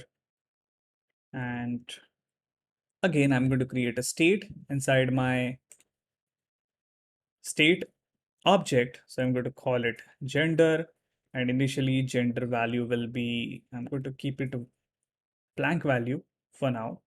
And here I'm going to change that value. So again, I'm going to call this dot set state, and inside my set state, I'm going to say gender is gender. So this value. So when I click on any of the radio, right? Like when I click on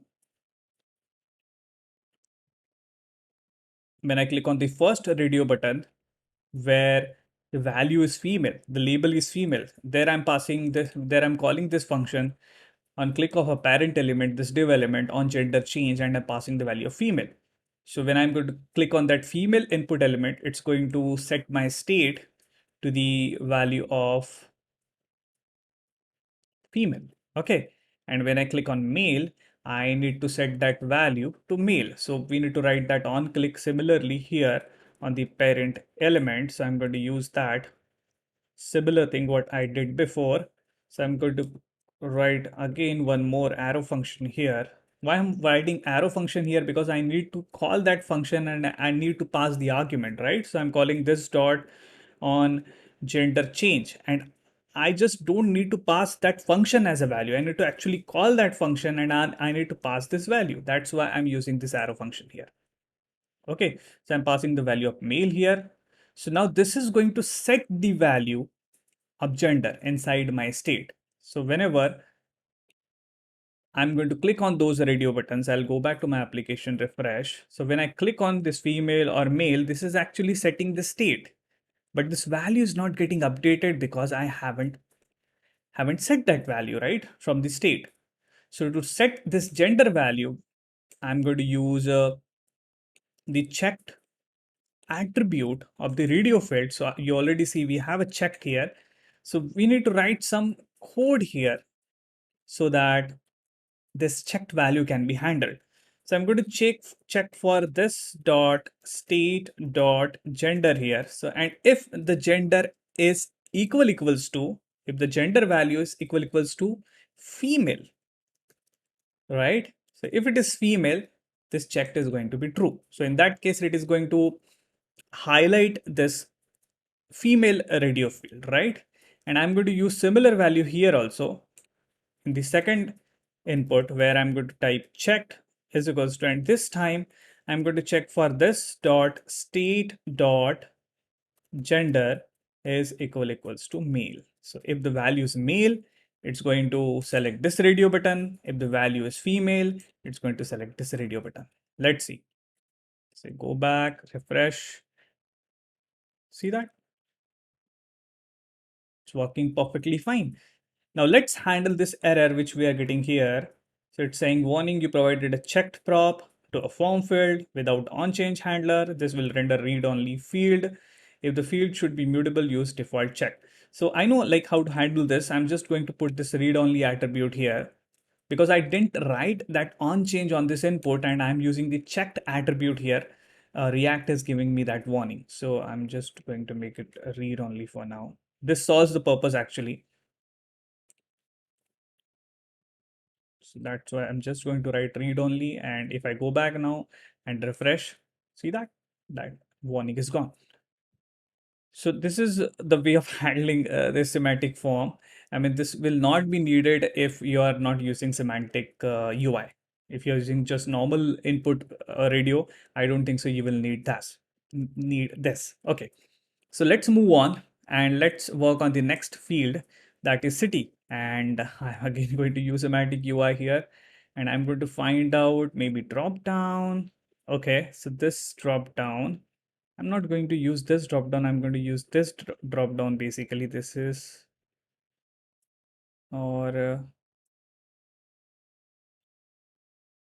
okay. So probably I'm going to use HTML select. This will be the simpler one. If I use this one, this is going to make thing complicated. So I'm going to use a simpler HTML select drop down. This one. So let's see how we can make it. So I'm just going to copy this. I don't need this form. I just need this field. So let's copy this and go back to my application, sign up form, and inside my sign up form, I'm just going to paste after this field and the field, and let's do some formatting. Okay, so this field is going to have option, but I need a label also, right? So how to give that label? So we have this field with the this option, but I need to give label also. So let me see how can give the label. So probably I'll use this part for the label. So this field, and just going to copy the label part from here. And let's put it here. So this will be, I'm going to change it to city from country.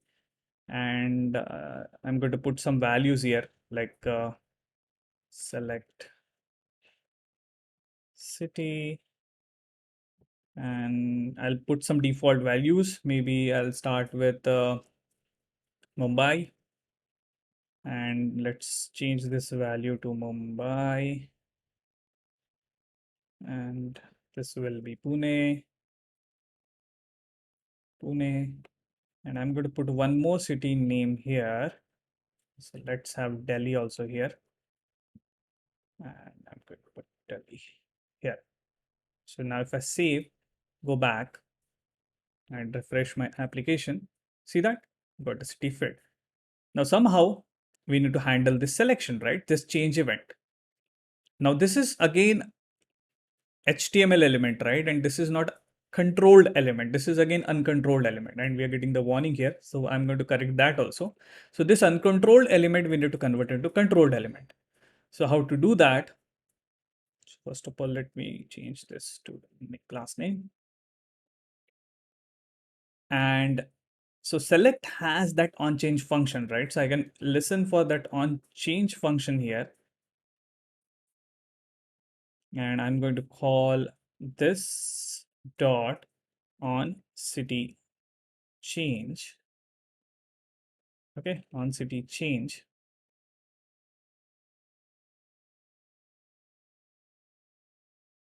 And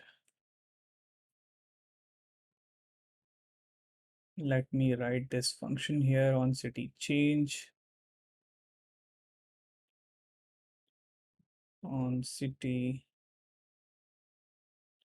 change, which will be again arrow function. And let's see what we get here actually, console.log. So if I log the value event dot target dot value, what value we get here?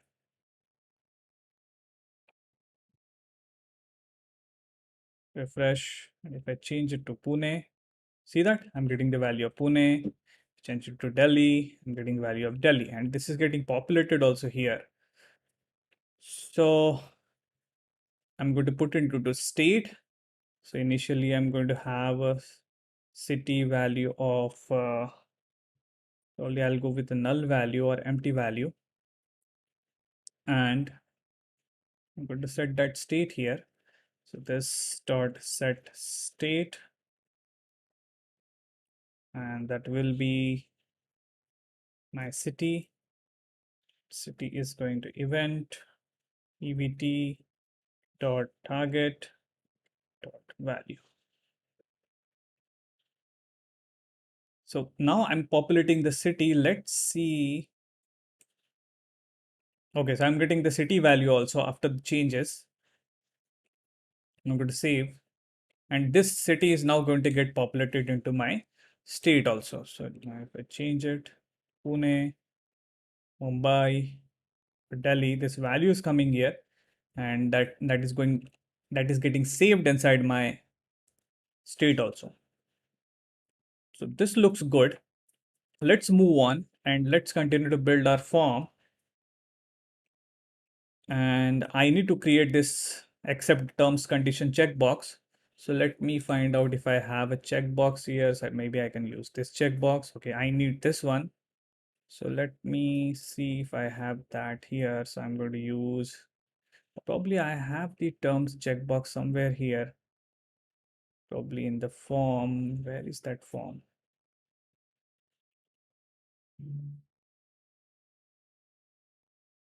Okay, let me scroll on the top. Okay, I need this, right? So I'm just going to copy and paste this one. This terms and condition one. So I'm going to take this field from here and I'm going to paste that one here.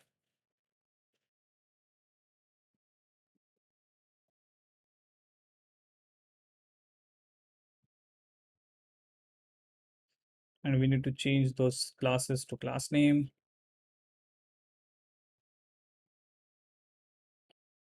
Let's name this tab to tab index.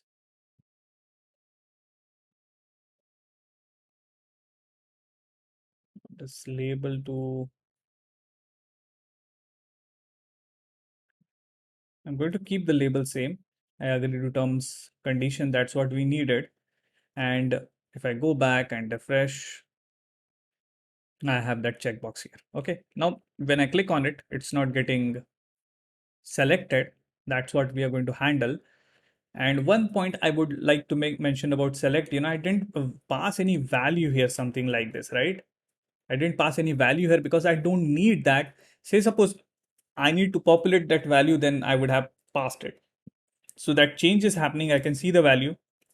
That's why I haven't passed it here. But maybe suppose you want to pre-populate form with some value, probably you need to use that value field here. Okay, so let's move on and see how we can select it. So I'm going to follow the same fashion, similar way, the way I have selected the radio buttons, right? So I'm going to listen for the on click event and I'm going to change the checked property of this checkbox. So I'm going to write that on this parent element. So I'm going to listen for the on click event, and on click, I'm going to call this dot on terms change. Okay, so I'm going to take this function and I'm going to write it here as an arrow function on terms change, which is going to get an event object. So I'm going to create the state first. So I'm going to create a state value as terms, and initially that will be null. And, or maybe I'm going to keep that value as false. The initial value will be false. And I'm just going to toggle it here. So on terms change, this dot set state, where I'm going to toggle the value of terms.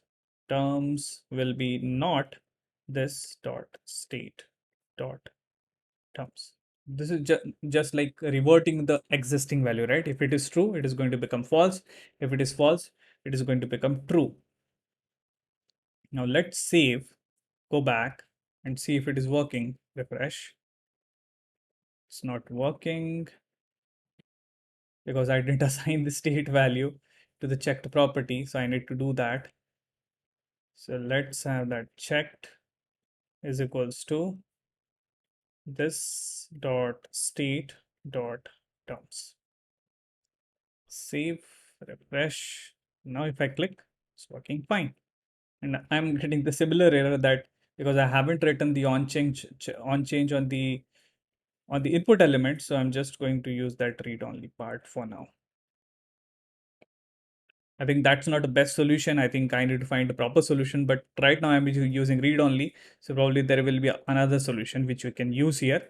So now my checkbox is working.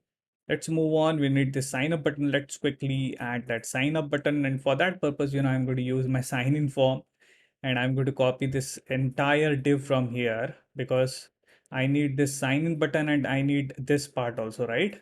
And this is copy paste, right? So I'm basically creating the duplicate code, and we are going to handle all of this in the next part of the video. So I'm just going to put this for now.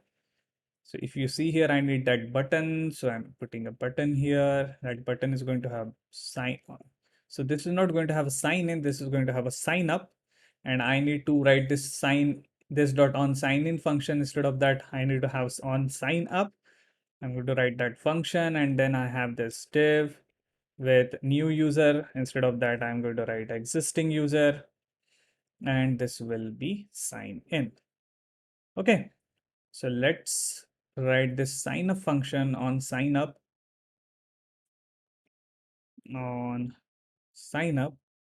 and let's write arrow function only for now. And on sign up, I'm just going to pass my state value like how we did here inside the form.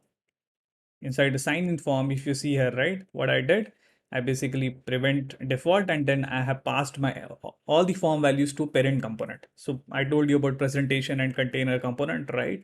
So my app is going to be a container which is going to get the values, and it is going to pass on the server side. So probably I can use the same thing here. So I'm going to just copy and paste it here, this event.prevent default, and let me pass these values to my app. So my app is going to have this on sign up function. And here I'm going to write handle sign up. Okay. And handle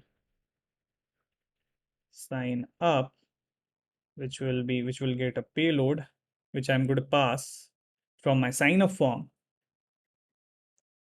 And here we can have that server communication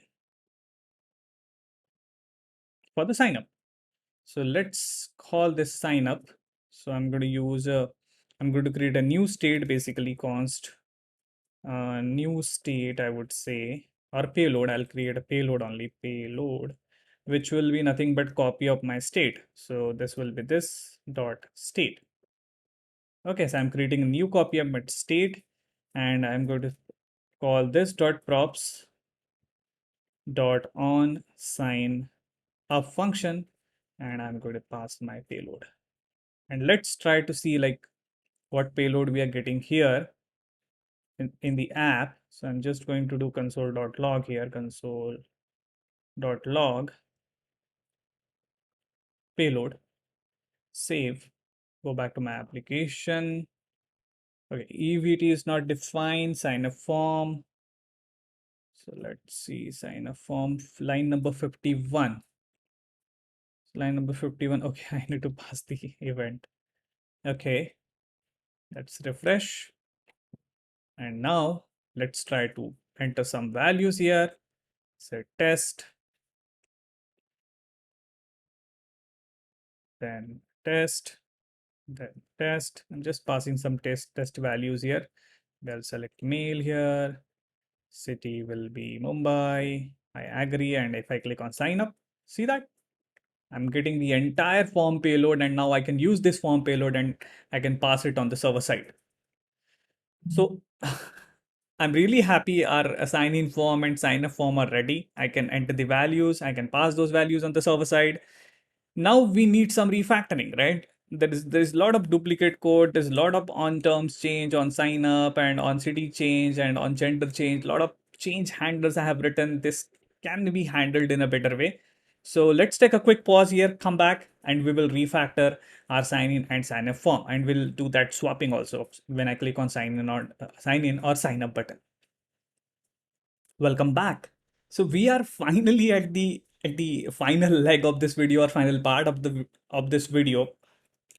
So if I get back to my application, we have our sign in form and sign up form ready. And it's a long journey. I know this video is getting longer, but I think we're learning a lot from one video only, right? Because this is going to help you create forms in your in real world application, basically. I mean, your organization. And at least this video is going to give you that guidance. So we have written a good code, a level 0 code for our form, I can say. We have created a lot of input fields, we have created radio buttons, we have created checkbox, we have created select as well. But looking at this, I mean, the code which is written for the first time is not at all a good code. I think the code which is written for the third time, probably, I can say is a good code. So there is something called refactoring, which is always there when we as a programmer write our code. So in this part of the video, I'm going to focus on refactoring of our login application, the sign in form and sign up form which we have created. So let's get into the code editor now, and I can tell you, right? Okay, so let's start from here. Let me go back to my presentation. So if you can see my presentation, right? So I have written the change handlers on input fields, right? I have written on change for this username. I have written on change for this password. And because of that, I have like multiple handler function here, right? On username change, if you look at here, right? I have on username change, I have on password change. And inside this function or inside these functions, I'm changing the username value and the password value. This seems like, a bit, seems like a similar code, right? Which we can refactor and which we can think of. Maybe we can reduce, maybe we can combine these functions together, right? Instead of having two function for handling the input, we can have one function. So right now I'm thinking from the child perspective. So where the child value is changing, I'm handling one child, one function, means one event, one event action, and one handler function for that. Let's think, so this is like, I'm in the I'm in the bottom, right? Let's think from the top, which is the container for this username and password. So the container for the username and password is my form, right? This form. So basically, when I'm changing this input, actually I'm changing the input, the username input, but at the same time, I'm changing the form value also. I mean, there is form input value. So probably, I'm going to refactor this code and I'm going to combine all of these value changes, all of these form value changes into one function, because there is something common here.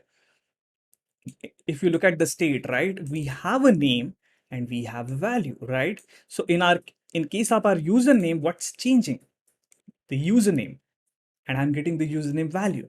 In case of password, what's changing? The password, and I'm getting the password value. So somehow I can manage this state using this name value pair inside one function only. So let me give you one example. Okay, let's start with this username field. And this time I'm going to create one function which is going to handle the entire form elements or entire form changes. Okay, so I'm going to write a global function, I can say, or a abstracted function for all the input changes. So I'm going to say on form value change. So this is like a abstraction I have created on form value change. Which value is changing? This function is going to handle that. So this function is going to get two different input. First one is a name. Okay, so probably I can call it field name. Okay, I'll call it field name because I got that hint from the from the from the from the what it is called. Basically, I think this is a plugin, right? So I've installed some of the plugins recently, so I'm getting that hint from the plugin, probably from the prettier. Okay, prettier. So I'll come back to my code. So field name, I'm passing the name of the field, and I need to pass the name field value also, right? So I can say field value. So this on form value change is one function which is going to take two input, the form field name and field value, and it is going to set the state for me, right? So I can use this dot set state here, and Inside that set state function, I can use the beauty of JavaScript, right? This array syntax where I can give this field name as a name of that particular property, and then I can pass the field value. Understanding this? So I have one function which is going to take input, two different input. One is a field name. So when I'm going to change the username, right? So when I'm going to change the username, it is going to pass username as a field name. And the value is whatever value I have entered inside this username field. So I'm making things abstract, I'm making things easier so that I can avoid these two functions, right? I don't need to write these two functions. I can straight away, remove these two functions now. I don't need it. And instead of those functions, I'm going to call on form value change. So let's start with the username, and inside username, I'm going to on change of this input, this username input, I'm going to use arrow function here. Okay. And this arrow function is going to get the event as an object. And here I'm going to call on form value change function. And inside that function, I'm going to pass the field name, and field name will be the state name, right? This username. Okay. And the value will be, I'm going to pass the value as event dot target dot value. See that?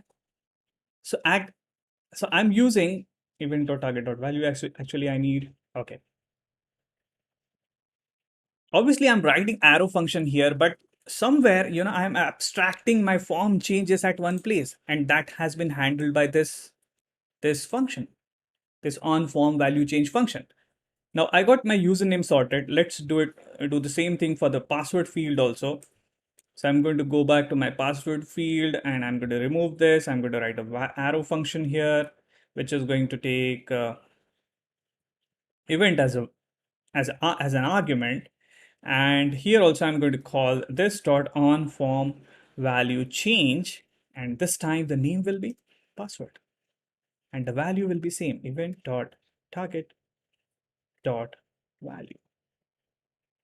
Get that? Simple. It's really simple. So now if I come back and I need to check whether I'm logging some value on handle sign in. So I'm going to console.log just to see if I'm getting the right value or not. So I'm going to console.log my sign in form payload here, sign in, and I'm going to pass payload, something like this. So I have a payload here for the sign up. Let me change it to sign up, sign up.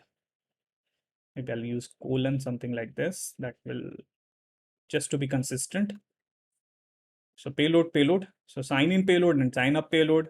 I'm going to save. I'm going to save my sign in form also. And now let's go back and see if the application is working. So I'm going to refresh and let's type something here. So maybe testing, see that it's working, and maybe test is a password. The password field is not working now. So I need to check why this password field is not working. So I have said on form value change, I'm passing password, and I have a typo here. Password. So PASSWORD. I'm going to save, refresh once again, and let's type testing and maybe test. See that? Now I'm going to click on sign in, and I'm getting the username and password. One function, and I can say two different activities, or it can be several activities basically. So this time, so writing abstract code or encapsulating action at one place, gives you a lot of freedom. So you just need to test this function. I don't have multiple functions to test now if you're following that test driven development. So this is one of the way which I can think of, refactoring your form code. There can be other ways. There can be other beautiful ways.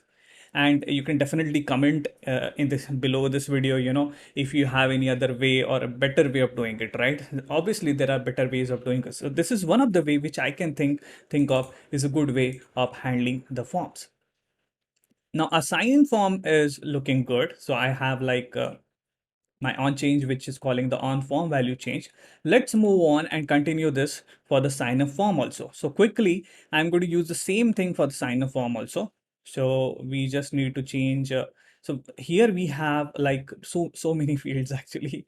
So we have username change, we have password change, we have on password again change, we have gender change. So there are so many values, right?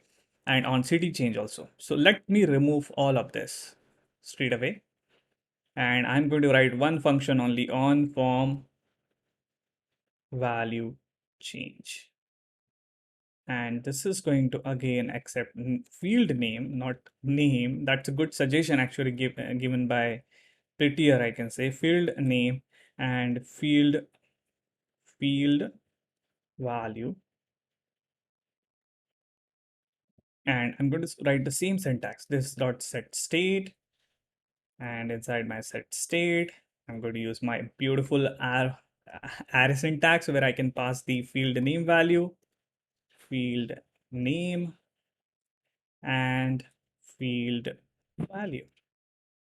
This looks good. So on form value change, and I'm going to use this function uh, every other place actually. I mean all the form elements. So let's start at the top at the username email field, and I'm going to change this one to an arrow function. And this is going to get event object.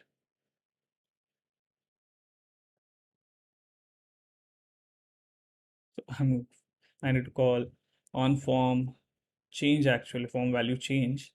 And this time this will be username, and this name should match your state because I'm changing the state here. If you see here, right, I'm changing the state. So you need to have that this username value. So I'm using the username, and hold on. I need to scroll up, scroll up where it is. Okay, I got it. Event, and we can go short actually. I'll tell you one thing. Just use E here. I mean, just a shortcut. E dot target dot value. This is good. So this is for my username. Let's do the same thing for the password. Again, I'm going to write my arrow function, which is going to take E as an argument. And I'm going to call this dot on form value change. This time this value is a password. Make sure I don't have any typo. E dot target dot value. So this is for the password. Let's move on and do it the same thing for the. So I'm going to copy and paste this time. So let's copy this on change for the password, and I'm going to paste it here. And I just need to change this to password again. And let me check what's my state value for the password. And it's password again. That's correct. So I'm done with password. I'm done with password again. Next, oh, I should have a value here, not a default value. Let me check. I have, yes. You see the bug I'm creating by copying and pasting. I don't know why it is taking value. I'm just entering value. Still, it is taking default value. So value here also I have value, value, value. That's good. Let's move on and work on my gender field. So on gender name change, I'm passing the value as female. So I already have a handler function here. I just need to call my this dot on form value change. And this time this will be gender, and the value will be, in this case, it's female. Okay, and I'm going to remove this one for now. I don't need it. Okay. And similar thing I need to do for my male field also. So I'm going to copy this one from here, and I'm going to paste it here and just change the value from female to male. Okay, so I think the last field is the city change. So I'm going to use arrow function here. And this arrow function is going to get E as a value. And again, I'm going to call this dot on form value change. And this time it will be city and that value e dot target dot value. Okay, this looks good. I need to put a semicolon. Let me check.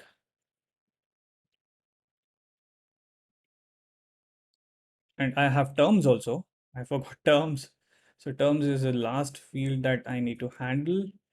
So that is handled through on click here, and I'm just passing on terms change, and basically I'm just calling that function basically here. So let me try that also, and how it is working. Let me check first. So I'm getting the event here, but I'm not doing anything with the event. I'm just changing the state value. So let's remove on terms change and just okay. So in this case now, in case of terms, now this is not going to work. So I think I need to pass the actual value basically. So I need to revert my state and pass it here. So let's go back to terms. And this time I'm going to do a trick here. I'm going to pass my value to the form change only. So on click, it is going to get the event, but I'm not interested in the event actually. I'm going to call this dot on form value change. And here I'm going to pass term. Is it term only? Let me check once again, or terms. It's terms. So I need to come back to that particular field. So it's terms. And I'm going to pass the directly state value, this dot state dot terms. So I'm basically reverting the value of existing term value, and that's what I'm passing to terms. So far, so good. I think we're good with the form. Let's refresh. I don't see any error. Let's try with our sign up form now. So I'm going to enter test, test, test. Let's take the female option this time. Select the city to Mumbai, agree, sign up. And there you go. I'm getting all the values. Let's check quick. Let's have a quick check around it. City Mumbai, gender female, password test, terms true, and username as test. So you can see that like how I have refactor my code basically in just 15 20 minutes. And this is how so you start with a beginner code. Don't worry about like making it right at the first time. Give it a time. Write the beginner code for the first time, and you can always take it to the level 1 or level 2. Now there is a scope of changing this code also. So this is like a second time I'm rewriting this application. You can rewrite it third time, then fourth time, and your code is going to become a more and more beautiful, more and more refined as you write your code. So I'm going to take a quick pause here. Now, the next step that we are going to do is we need to show only sign in form. And when I click on sign up form, I need to toggle to sign up form. And when I click on sign in, it should toggle to sign in form. So that toggling part and some more refactoring we are going to do in the next part of this video. So let's have a quick pause, come back, take a break, and we'll continue this video. Welcome back. So let's continue our video. I think probably this is the last part of the video. Let's see how it goes. So let's quickly toggle our form, sign in and sign up form. So obviously I'm going to do some refactoring here. So if you look at sign in form and sign up form, it has this panel like feel right outside and this drop shadow. So I'm going to take this part and I'm going to put it into app, because it's common for both the component, right? For the sign in form and for the sign up form, this panel is like a similar thing, right? So I'm going to refactor it. I'm going to make it one, and inside that I'm going to put the username and my sign in and sign up form. So let's come back, and that part is this part, right? So I'm going to take this part from here and I'm going to put it into app. So this div I'm going to replace with that. Simple, right? And inside that I'm going to have a sign in and sign up form. So obviously I need to remove it from here. So I don't need this part. So I'm going to remove this and the last div here. So I'm just going to have the form. let's do some formatting here. I'm going to do the same thing for my sign up form. I'm going to remove this part and let's do some formatting. Let's remove this div. Okay. So now if I come back, and I think I didn't save my app. See that? So now basically what happened, that sign in form and sign up form, they're combined into one form, right? And I'm going to separate it. So now initially I'm going to show the sign in form, right? And then when I click on the sign up, I need to show the sign up form, right? So that's what we are going to do. And for that also we need a state, right? Because this app has sign in and sign up form. And at one time, I need to show either sign in form or sign up form. So obviously we need a state for that. And app is right now a functional component. So obviously we don't know hooks right now. So we will use class component here. So I'm going to convert this into class component because I need to convert my app into a stateful component. So to have state, we need to convert our app into a class component. So I'm going to say class app extends component, and it is going to have a render method, and this render is going to return me this JSX. I'm just going to copy this from here to here.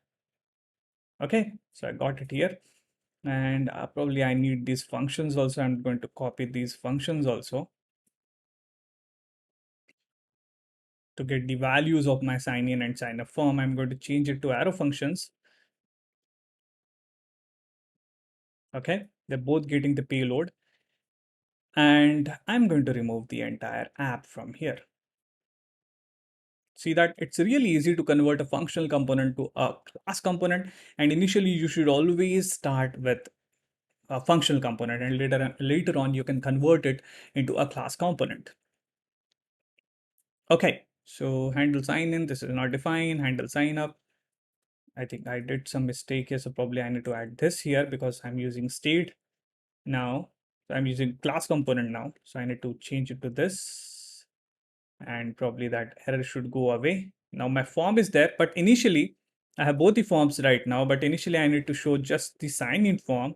So I'm going to create a new state value here. So I'm going to create a state as equals to, I'm going to give it a name of toggle sign in. And initially it will be true. So initially I'm going to show just the sign in form. It can be any value. I'm just using toggle sign in here. It can be any value. You can say toggle sign up also, or you can say is sign in, is sign up, something like that. So I'm using toggle sign in for the value, and I'm going to use this value here now inside my, I'm going to write the conditional code, right? And how to write a conditional JavaScript code using the curly brackets. And then I'm going to say this dot state dot toggle sign in. And I know if it is true, I'm going to show the sign in form. I'm going to cut it from here and paste it here. And if it is false, so I need to put this here, I am going to show the sign of form. So let's put the sign of form here. Now, if I save and go back to my application, we still see both the forms. Oh, I think I need to refresh. Okay. I don't know why the auto refresh is not working. So you see that, right? So initially I'm just showing the sign in form, and I'm going to test whether it is working or not. Test. And if I click on sign in, I'm getting the values. Now, when I click on sign up, I need to switch this to, I need to switch this form to the sign up form. And similar thing I need to do with the sign up form also. So let's do that. So this is basically a state change, right? So when I click on sign up, I just need to change my state. I need to toggle my state from toggle sign in true to false. And how can I do that? Obviously, I need a function for that. So I'm going to write a function on toggle sign in, right? And this function I'm going to pass as a prop to my form, right? So both of my form, right? So we can pass prop values. I mean, number, string, boolean. These are values, right? We can pass to our component, our functional component, or our class component as a prop. We can pass function also as a prop, right? To communicate from the child to parent. To communicate from parent to child, we pass props, normal props like number, string, or a boolean, or object or array. But when we want to communicate between child to parent, right, we pass function as a prop. So I'm going to pass this as a prop here to both the forms actually. So here I'm going to say on toggle sign in, and I'm just going to pass same thing here on toggle sign in. Or maybe I'll keep it the same name. Actually, I was thinking of a different name. So on toggle sign in, on toggle sign in, I'm going to pass the same thing here also on toggle sign in, and on toggle sign in. So now this prop, which is a function, is going to pass to sign in form, and I'm going to use that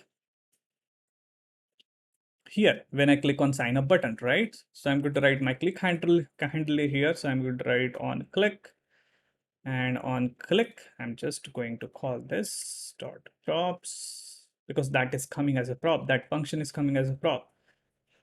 Dot on toggle sign in. And I'm going to do the same thing for my sign up form also. So my sign up form is going to get the same thing here. So I'm going to use again on click is equals to this dot props dot, I'm going to paste that part. So on toggle sign in. So whenever I'm going to click on anything like on a sign in button or on a sign up button, right? It's going to call this function, which function handle, sorry, it's going to call this function, and I need to write this here. Basically this dot on toggle sign in, or this dot on toggle sign in. This is the function which is going to get called on click of any of the button. And let me have a console.log here first, just to test whether it is working or not. I'm just going to say on toggle sign in, save, go back. So initially I'm going to show the login form only, right? So when I click on sign up, and something is going wrong because that form is getting refreshed. So obviously I need to use my e.prevent default here, prevent default, to save, refresh, sign up. See that function is getting called. Now I just need to change my state here, and I'm going to do that quickly. We just need to say this dot set state, and this dot set state is going to take, I'm just going to toggle my value of toggle sign in, right? So if its value is true, it is going to be false. If it's false, it's going to be true. So I'm going to change this, sorry. Toggle sign in will be the negation of this dot state dot toggle sign in. Really simple. I'm just changing the value of toggle sign in from true to false. If it is false, false to true. Now let's go back to our application, refresh, and let's give it a try. Sign up. You see that a sign up form is coming. I can enter some values. Me enter some city name, Delhi. I agree. Sign up. We're getting the values also. And when I click on sign in, it's going back to sign in form. Isn't it beautiful? So you see that, right? How we have created a login application having sign in and sign up form. So I think we had a long journey. I have covered so many things. I mean, not so many things I can say. I have covered like a component hierarchy, how to create your application with a component hierarchy. We talked about forms. We talked about events. There are different events, and we talked about synthetic event also. We talked about controlled versus uncontrolled input, right? Or a component, like when we talk about browser, like React always says, don't access the DOM directly until and unless it is required, right? So if I go with the DOM way, I need to access the element using DOM function and then ask for the value. But we have taken the React approach and we have used state for accessing the DOM. And I talked about child parent communication also, right? Like how we can pass props from parent to child to display something, right? To show something. And we can pass props as a function also, so that we can have child to parent communication. So whenever you want to say do something at the parent level which has been triggered from the child, you can pass function as a prop, and function will be handled in the parent component. And I touched briefly touched around this presentation versus container component also, where presentation component are just responsible for showing the UI, and container components handle the business logic or server-side interaction, right? So in our case, our app is a container component, right? Because it is going to handle the server-side interaction. When I'm going to click on that sign in button, it's going to call this handle sign in function, which is going to have the server-side communication, and it is going to send the payload to the server to sign in. Similarly, we are doing for sign up also, right? And we have seen like how we can toggle our values. So I know this is a long video, but I tried to cover a lot of ground around how to create forms using React. And I think this video is going to help you in writing form-based application in your current organization, in your current projects. Let me know in the comments if this video has really helped you. If you have any suggestions, any feedback, feel free to share that feedback in the comments. That comments is for that purpose only, so that I'm going to come up with more videos, more good videos which will have more value, because I'm trying to add value through these long videos actually. So I'm going to stop here. I think we had a long journey. Let me know how did you find this video. If you like this video, hit that like button. It's going to help my channel grow. If you're a front-end developer and you're looking for front-end development content or any engineering related content, which I'm going to come, programming related content. If you're a programmer, if you're an IT person, hit that subscribe button, because that's going to tell you like my new video is coming, right? You hit that bell button also, which will inform you that, hey, there is a new video from Sandeep has came, so you can go and watch. So hit that like button, hit that subscribe button, hit that bell button, whatever you can do, right? And help me growing this channel, because obviously it requires effort to create all these videos. I'm going to stop here. I'm going to see you in the next video. Till then, bye bye.